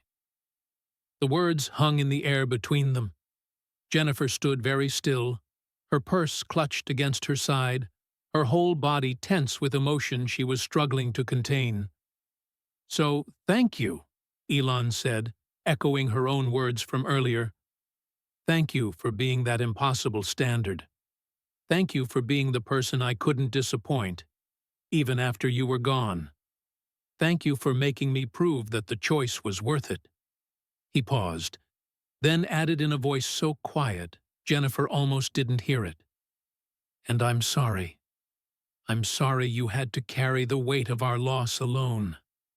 I'm sorry I wasn't there when you needed me. I'm sorry for all of it." The silence that followed was absolute. Even the ocean seemed to have stopped its endless rhythm, and the entire restaurant had become a frozen tableau. Waiters mid-step, diners mid-bite. Everyone suspended in this moment that felt both intensely private and unavoidably public. Jennifer looked at Elon, really looked at him, and saw past the billions of dollars, past the companies and the fame and the larger-than-life public persona.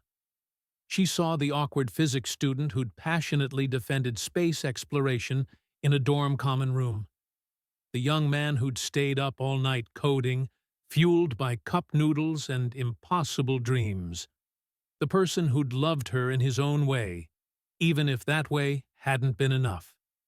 And she saw something else: the cost, the deep loneliness in his eyes despite all his success, the exhaustion that went bone deep, the weight of carrying not just his own dreams, but the dreams of everyone who believed in them. Employees, investors, humanity itself. "Oh, Elon," she said softly, and her voice was full of such compassion that several people in the restaurant openly started crying. She set her purse down on the table and, for the first time since she'd walked into the restaurant, she truly smiled at him. Not a sad smile, not a regretful smile, but something genuine and warm and healing. "You don't have to carry me as a burden," she said. "You don't have to make your success into some kind of penance for choosing your path. What you've built is extraordinary, and it stands on its own merit. It doesn't need to be justified by our relationship or its ending." She reached out and took both his hands in hers, holding them firmly. "I'm going to tell you something, and I need you to really hear it. Are you listening?" Elon nodded, not trusting himself to speak. "You made the right choice," Jennifer said, each word clear and deliberate. "Not just for you, for both of us. If you'd stayed with me, we would have ended up resenting each other. I would have resented you for always being half present, and you would have resented me for asking you to be something you're not. We would have made each other miserable." She squeezed his hands. "And more than that, the world needed you to make the choice you made. Do you understand? Those rockets landing themselves, those electric cars on the roads, the solar technology, the satellite internet reaching remote areas. That's not just your achievement. That's value being created for millions of people. That's progress that wouldn't have happened, or would have happened slower, if you'd made a different choice." "But you were alone," Elon said, his voice breaking. "When you lost the baby, you were alone. How can that be the right outcome?" "Because I survived it," Jennifer said simply. "It was terrible and painful, and I carried it for too long. But I survived it, and it taught me something important. I'm stronger than I thought. I don't need someone else to complete me or validate me. I can build a meaningful life on my own terms." She let go of his hands and stepped back slightly. "You want to know what I've been doing for the last 30 years while you were building rockets? I've been helping children who everyone else gave up on learn to read. I've been advocating for kids with learning disabilities, fighting school administrators and insurance companies and parents who didn't understand. I've been making a difference, one student at a time. Her voice grew stronger. Last year, when I got a letter from a student I taught 15 years ago, Marcus Williams. He had severe ADHD, couldn't sit still for 30 seconds, and every teacher he'd had before me wanted him medicated into compliance. I worked with him, helped him understand that his brain wasn't broken, just different. You know what he's doing now? He's a software engineer at Google. He wrote to thank me, said I changed his life. Jennifer felt her chest swell with pride. That's my Mars mission, Elon. That's my Tesla. And it's real, and it matters, even if it doesn't make headlines or change stock prices. I know it matters, Elon said fiercely. I never thought. I know you didn't, Jennifer interrupted gently. But I needed to hear myself say it. Out loud. To you. Because for 30 years, a part of me has been measuring my small, ordinary life against your extraordinary one and feeling like I came up short. But I didn't. We just measured success differently. She picked up her purse again. So here's what I need you to understand. You don't owe me anything. Not guilt, not regret, not some cosmic debt that you're trying to pay off through sheer achievement. We were two young people who loved each other and wanted incompatible things. That's all. It's sad, but it's also just human. Jennifer, Elon started, but she kept going. And I need you to stop punishing yourself, she said firmly. Stop working yourself to death, trying to prove that the choice was worth it. Stop feeling guilty every time a relationship fails. Stop believing that you're somehow broken or wrong for needing what you need. She looked directly into his eyes. You're not broken, Elon. You're different. Your brain works in extraordinary ways that let you see possibilities others miss and have the drive to make them real. But that same wiring makes ordinary human connections difficult. It's not a moral failing. It's just how you're built. The restaurant remained silent, everyone absorbed in this intimate conversation happening in such a public space. The woman with the phone had lowered it, no longer recording, just listening like everyone else. I've worked with hundreds of neurodivergent kids, Jennifer continued. Brilliant kids who struggle with social cues, who get obsessively focused on topics that fascinate them, who can solve complex problems but forget to eat lunch. Kids like you, Elon. And you know what I tell their parents? That their children aren't broken. They're different. And different can be extraordinary if we let them be who they are, instead of trying to force them into neurotypical boxes. She smiled sadly. I should have understood that about you back then. I should have seen that asking you to be more present, more emotionally available, more conventionally relationship-oriented was like asking a fish to climb a tree. It wasn't that you didn't love me. You just loved differently than I needed to be loved.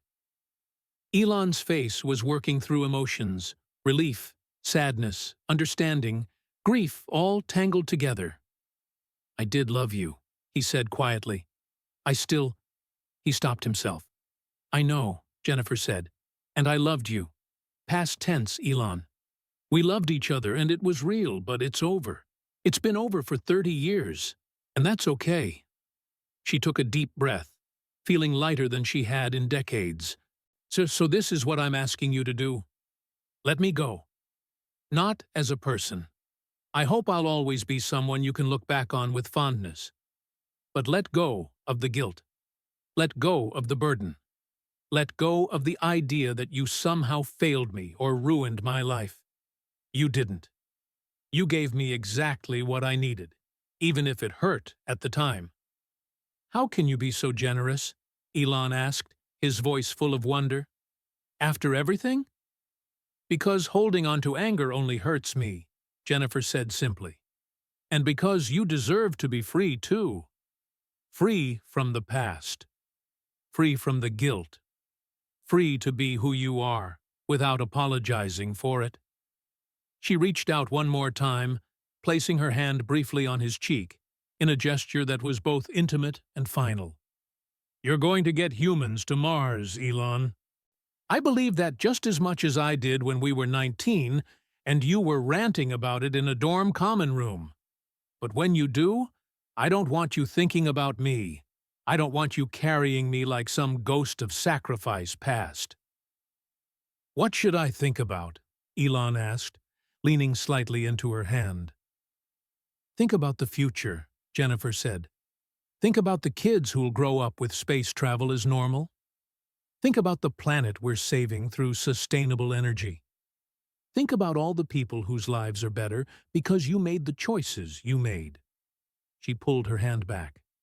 And maybe, sometimes, think about a teacher in Los Angeles who believed in you before anyone else did and who's genuinely proud of everything you've accomplished. Not resentful, not jealous, just proud. Elon was crying again, but this time the tears looked different, cleaner somehow, like something releasing rather than something breaking. Thank you, he whispered, for this, for all of it, for telling me about the baby, for the forgiveness, for understanding. You're welcome, Jennifer said. And then, because she needed to leave before her own composure cracked completely, she added, Goodbye, Elon. Have a good life. Change the world. Get us to Mars. Goodbye, Jennifer, Elon responded, his voice thick with emotion. Have a good life, too. Keep changing kids' lives. Keep being extraordinary in your own way.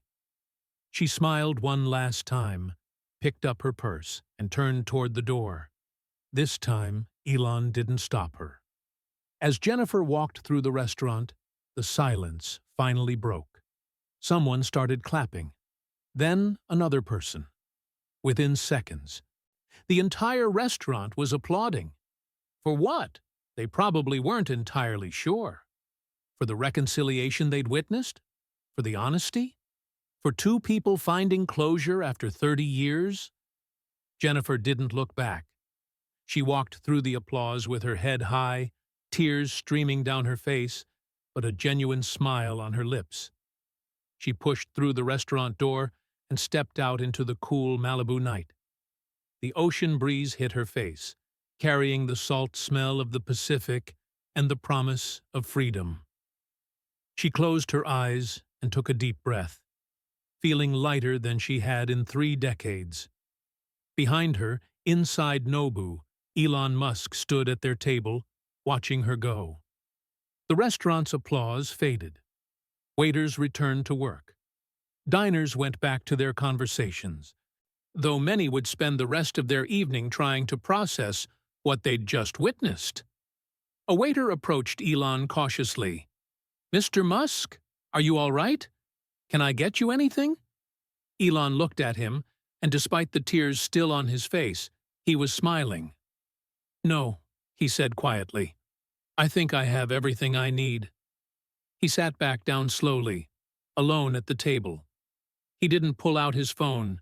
He didn't check his emails or review launch schedules or respond to the dozens of messages probably waiting for him. He just sat there, looking out at the Pacific Ocean, at the stars beginning to appear in the darkening sky, the same stars he'd dedicated his life to reaching. For the first time in 30 years, the weight of that choice felt different. Not lighter, exactly. The responsibility was still there, the drive was still there, and the mission was still everything. But the guilt was gone. The fear that it had all been for nothing was gone. The ghost of Jennifer Gwynne, the road not taken, the sacrifice that had haunted every decision, that was finally gone. In its place was something unexpected: gratitude. Gratitude that she'd found him tonight. Gratitude that she'd had the courage to tell him everything. Gratitude that she'd given him permission to let go. "Thank you, Jen," he whispered to the empty seat across from him. And somewhere between Nobu and her apartment in Santa Monica, Jennifer Gwynne was whispering the same thing. After 30 years of carrying each other like stones, they were both finally free. The silence that had defined them, the things unsaid, the truths unspoken, the losses unacknowledged, had finally been broken. And in breaking, it had healed them both. The Pacific Coast Highway stretched before Jennifer's Honda Civic, headlights cutting through the darkness as she drove north toward Santa Monica. The ocean was invisible now, just a vast blackness to her left, punctuated by the occasional lights of a beachfront home. To her right, the hills rose up against the star-filled sky. Her hands were steady on the wheel, but her face was wet with tears. Not the bitter tears of regret she'd cried so many times over the past 30 years, but something cleaner, cathartic.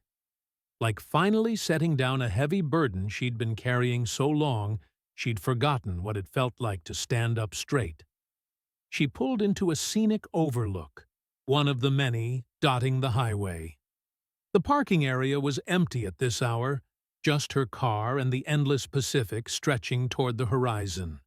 She turned off the engine and sat in the sudden silence, listening to the distant crash of waves against the rocks below. Her phone buzzed, a text from Sarah. "How was dinner, Mom? Everything okay?" Jennifer smiled through her tears. Her daughter, always checking on her, always caring. She typed back, "Everything's good, sweetheart. Really good. I'll call you tomorrow. Love you." The response came immediately. "Love you too. Get home safe." Jennifer set the phone down and got out of the car. The night air was cool, carrying that distinct California coastal smell. Salt and kelp and something indefinable that she'd come to love since moving west. She walked to the railing overlooking the ocean, gripping the cold metal with both hands. "I did it," she said aloud to the darkness. "I finally did it." And she had. That she'd looked Elon Musk in the eye and told him everything about the pregnancy, about the miscarriage, about 30 years of anger and resentment and unresolved grief. But more importantly, she'd told him what she'd only recently come to understand herself, that his choice had been right, that her life, the one she'd actually lived, had been meaningful and valuable and enough. Jennifer thought about Marcus, the ADHD kid who was now a software engineer, about Lisa, the dyslexic girl who'd become a graphic designer, about Sarah, her beautiful daughter who was going to save children's lives as a pediatric neurologist, about hundreds of students whose names she'd forgotten but whose faces she still remembered, kids she'd helped when they needed it most. "Small by the world's standards," she murmured, repeating what she'd told Elon. But infinite by mine." She pulled out her phone again and scrolled through her photos. There was Sarah at her white coat ceremony, beaming with pride.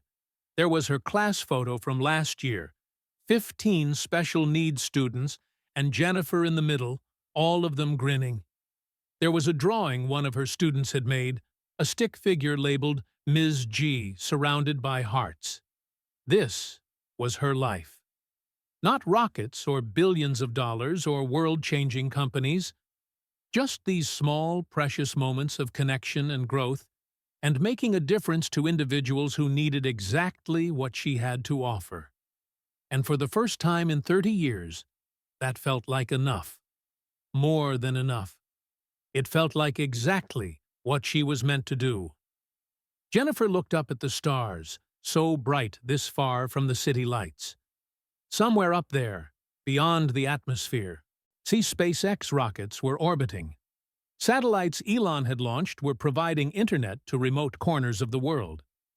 The International Space Station, which his company regularly serviced, was passing overhead. "You're going to do it," she said to those stars. "You're going to get us to Mars, and I'm genuinely happy about that. Not bitter, not resentful, just happy." She meant it. Standing there in the darkness, she felt nothing but genuine pride in what Elon had accomplished. The boy who'd ranted about space exploration in a Penn common room had kept his promise. He was making humanity multiplanetary, exactly as he'd said he would. And she'd helped, in her own way. Not by staying with him, that would have been wrong for both of them, but by believing in him when others didn't, and by loving him when he was just an awkward physics student with impossible dreams. By being someone he could measure himself against, someone whose sacrifice meant he couldn't allow himself to fail. "We both did what we needed to do," Jennifer said to the ocean, to the stars, to the universe. "And it's okay. It's all okay." Her phone rang, startling her. Unknown number. She almost didn't answer, but something made her pick up. "Hello? Ms. Gwynn? This is Marcus Williams. I don't know if you remember me." Jennifer's face broke into a huge smile. "Marcus, of course I remember you. The boy who couldn't sit still but could multiply 3-digit numbers in his head. How are you?" His laugh came through the phone, warm and genuine. "I'm good. Really good. I'm calling because, this is going to sound weird, but I just saw a video on Twitter. Someone posted it from Nobu Restaurant in Malibu. You were talking to Elon Musk, and you mentioned me. You told him about how I'm at Google now." Jennifer's breath caught. Of course someone had posted it. She'd known it was being recorded. "Oh, yes. I hope that's okay." "Are you kidding?" Marcus interrupted. "Ms. G, do you know what it meant to hear you say that? That I changed your life? You changed mine. You're the only teacher who ever made me feel like my brain wasn't broken. You saved me." Tears were flowing freely down Jennifer's face now. "Marcus, you saved yourself. No," he said firmly. "You believed in me when no one else did. Not my parents, not my other teachers, nobody. Just you. And I wanted to call and say thank you. And I should have said it years ago, but I'm saying it now. Thank you for seeing me." Jennifer had to wait a moment before she could speak. "You're so welcome, Marcus. And I'm so proud of you. So incredibly proud." They talked for a few more minutes, Marcus updating her on his life. A girlfriend he was serious about, a promotion at work, plans to start his own company someday. Before he hung up, he said, "That thing you said in the video about different kinds of greatness, that really resonated with me. Because I work with AI now, and it's cool and important. But you know what I really want to do? I want to create educational software for kids with ADHD, kids like me, because of what you showed me, that different isn't broken." After they said goodbye, Jennifer stood at the railing for a long time, crying and smiling simultaneously. And the video was already out there. By tomorrow, it would probably be everywhere. Elon Musk crying in a restaurant, reconciling with an old girlfriend. The internet would have a field day with it. She didn't care. Let them see. Let them know that even the richest, most successful person in the world carried old wounds and needed forgiveness, and was, fundamentally, just human. And let them see her too, an ordinary teacher who'd made a difference in ways that couldn't be measured in stock prices or rocket launches, but mattered just as much. Jennifer got back in her car and continued the drive home. Santa Monica appeared ahead, its lights welcoming. She turned onto her street, a quiet residential area 3 blocks from the beach, and pulled into her apartment complex's parking lot. Her apartment was small, 1 bedroom, a tiny kitchen, to a living room that doubled as her home office, where she graded papers and created lesson plans. Nothing fancy, nothing impressive by Silicon Valley standards, but it was hers, and it was enough. She made herself a cup of tea and sat on her small balcony, looking out at the neighborhood.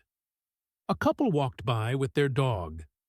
Music drifted from a nearby apartment. Life, ordinary and beautiful, continued all around her. Her phone buzzed again. More texts, more messages. The video was spreading. She turned off her phone and set it aside. Tomorrow, she could deal with whatever came from this. Tonight, she just wanted to sit with the feeling of being finally, truly free. Meanwhile, in Nobu, Malibu, Elon sat at the table long after Jennifer left, long after the applause died down, long after the other diners returned to their meals and conversations. The waiter had asked twice if he wanted anything else. He'd declined both times. Finally, he pulled out his phone. The video was already everywhere, just as he'd expected. Hashtag Elon Musk was trending worldwide. The comments ranged from supportive to cruel, to wildly speculative about who Jennifer was and what their relationship had been. He ignored all of it and opened his messages. He scrolled to a thread he rarely looked at, his children. All of them in one group chat that he'd created but barely used because he was never sure what to say. He typed, "I love you all. I'm not always good at showing it, but I do, and I'm going to try to be better. Not different. I can't change who I fundamentally am, but better at making sure you know you matter to me." He hit send before he could second-guess himself. Within minutes, responses started coming in. See, from Griffin, "Love you too, Dad." From Kai, "We know." From X, a heart emoji. From his older children with Justine, brief but warm acknowledgments. It wasn't much. It wouldn't fix the complicated relationships, the missed birthdays, the times he'd been too absorbed in work to be present. But it was a start. Elon paid the bill, leaving a tip so generous the waiter would later post about it online, and walked out to his car. Instead of his usual Tesla, tonight he'd driven one of the pre-production Cybertrucks, its angular steel body gleaming under the parking lot lights. He sat in the driver's seat but didn't start the engine. He pulled up his photos and scrolled back, way back, to scanned images he'd saved years ago. Photos from Penn. Him and Jennifer, young and hopeful, believing the world was full of infinite possibilities. And he studied one photo in particular. Them sitting on the grass at College Green, his arm around her shoulders, both of them laughing at something long forgotten. He looked happy in a way he couldn't remember being since. "Thank you, Jen," he said aloud to the empty car. "For tonight. For all of it. For letting me go." He closed the photos and opened his email. There were hundreds of unread messages, as always. Urgent matters at Tesla. Critical decisions needed at SpaceX. Twitter, X, crises that apparently couldn't wait. But for once, he didn't immediately dive in. Instead, he sat in the silence, looking out at the Pacific Ocean, at the stars beyond. Jennifer was right. He'd made the right choice, not just for himself, but for the mission, for the thousands of people who worked for his companies, and for the millions who would benefit from electric vehicles and sustainable energy, for the future humans who would set foot on Mars because of what he was building. The guilt he'd carried, the sense that he'd destroyed something beautiful for his own ambition, that was finally gone. In its place was clarity, purpose, without the weight of sacrifice. He started the Cybertruck and headed toward home. Tomorrow, there would be meetings and decisions and crises. Tomorrow, the video would generate more commentary and speculation. Tomorrow, he'd have to navigate the public response to this very private moment. But tonight, driving down Pacific Coast Highway, Under the stars he'd spent his life trying to reach, Elon Musk felt something he hadn't felt in years. Peace. 1 week later, Santa Monica. Jennifer stood in front of her classroom, watching her students file in for the morning. There was Ahmed, who'd barely spoken when he arrived 3 months ago, but was now raising his hand to answer questions. There was Destiny, whose dyslexia had been so severe other teachers wanted her in a different program, but who was now reading at grade level. There was Paulo, whose autism made social situations difficult, but who had the most beautiful singing voice Jennifer had ever heard. The video had made her briefly internet famous. News outlets had tracked her down, wanting interviews. Social media had exploded with commentary, most of it surprisingly positive. People praising her grace, her forgiveness, her perspective on different kinds of success. She'd declined every interview request. This wasn't about fame or publicity. It had been about closure, about healing, and about finally releasing 30 years of unprocessed grief. But one good thing had come from it: donations. The school had received over $200,000 in donations from people inspired by her story, all earmarked for the special education program. They could buy new materials, hire additional aides, expand their services. "Good morning, class," Jennifer said, and meant it more than she'd meant it in years. "Good morning, Ms. G," they chorused back. As she launched into the day's lesson, a creative writing exercise about what made each of them special, Jennifer felt completely present for the first time in as long as she could remember. Not thinking about the past, not wondering about alternative futures. Just here, now, with these kids who needed her. At lunch, she checked her phone. There was an email from an address she didn't recognize at first until she saw the domain, spacex.com. Her heart jumped. She opened it. "Jennifer, I hope it's okay that I'm reaching out. I got your email from the school website. I wanted you to know that SpaceX is making a $500,000 donation to your special education program. Not because of the video, not as any kind of repayment or apology, but because what you're doing matters and it deserves support. I also wanted to let you know that we're naming our next Dragon capsule Gwyn in your honor. Not after you specifically. We'll say it's after our COO Gwyn Shotwell, which is also true. But I'll know. And maybe you'll know. A small way of acknowledging that there are different kinds of people who make important things happen. The ones who build rockets, and the ones who build the humans who'll one day ride them. Thank you again for everything. For the past, for that night, for letting both of us move forward. Get them reading. I'll get us to Mars." Elon Jennifer read the email 3 times, tears blurring her vision. $500,000. Dragon Gwyn. A private acknowledgement that her work mattered, from the person whose opinion had somehow still mattered to her, even after all these years. She typed back, "Thank you. For the donation. For the dragon name. For understanding. You're going to do incredible things.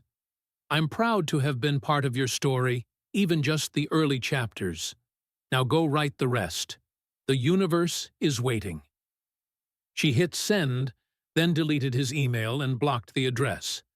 Not out of anger, but out of wisdom. This closure was real. See, but it could only stay that way if they actually closed the door and walked away. Some stories end not with happily ever after, but with peacefully apart. And that was okay. That was enough. 6 months later. Starbase, Texas. Elon stood in the control room watching the countdown for Starship's next test flight. The massive rocket stood on the launch pad, silver against the Texas sky. Humanity's best hope for becoming a multi-planetary species. T-minus 30 seconds. He thought about Jennifer, briefly. About forgiveness and different kinds of greatness. about the fact that somewhere in Los Angeles she was probably in a classroom right now, helping a kid who everyone else had given up on learn to read. Both of them doing exactly what they were meant to do. T-minus 10 seconds. The engines ignited, and Starship lifted off, it climbing toward the stars on a pillar of flame and thunder. In the control room, engineers cheered.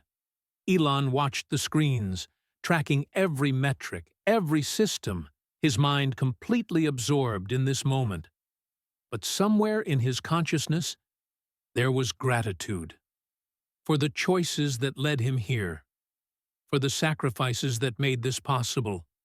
For the woman who'd believed in him when he was just an awkward kid with impossible dreams, and who'd had the courage to let him go pursue them. The rocket climbed higher, breaking through the atmosphere, heading for the black of space. And Elon Musk smiled. Same day. Los Angeles. Jennifer's student Dylan had just read an entire paragraph aloud without stumbling once. 6 months ago, he could barely manage a sentence.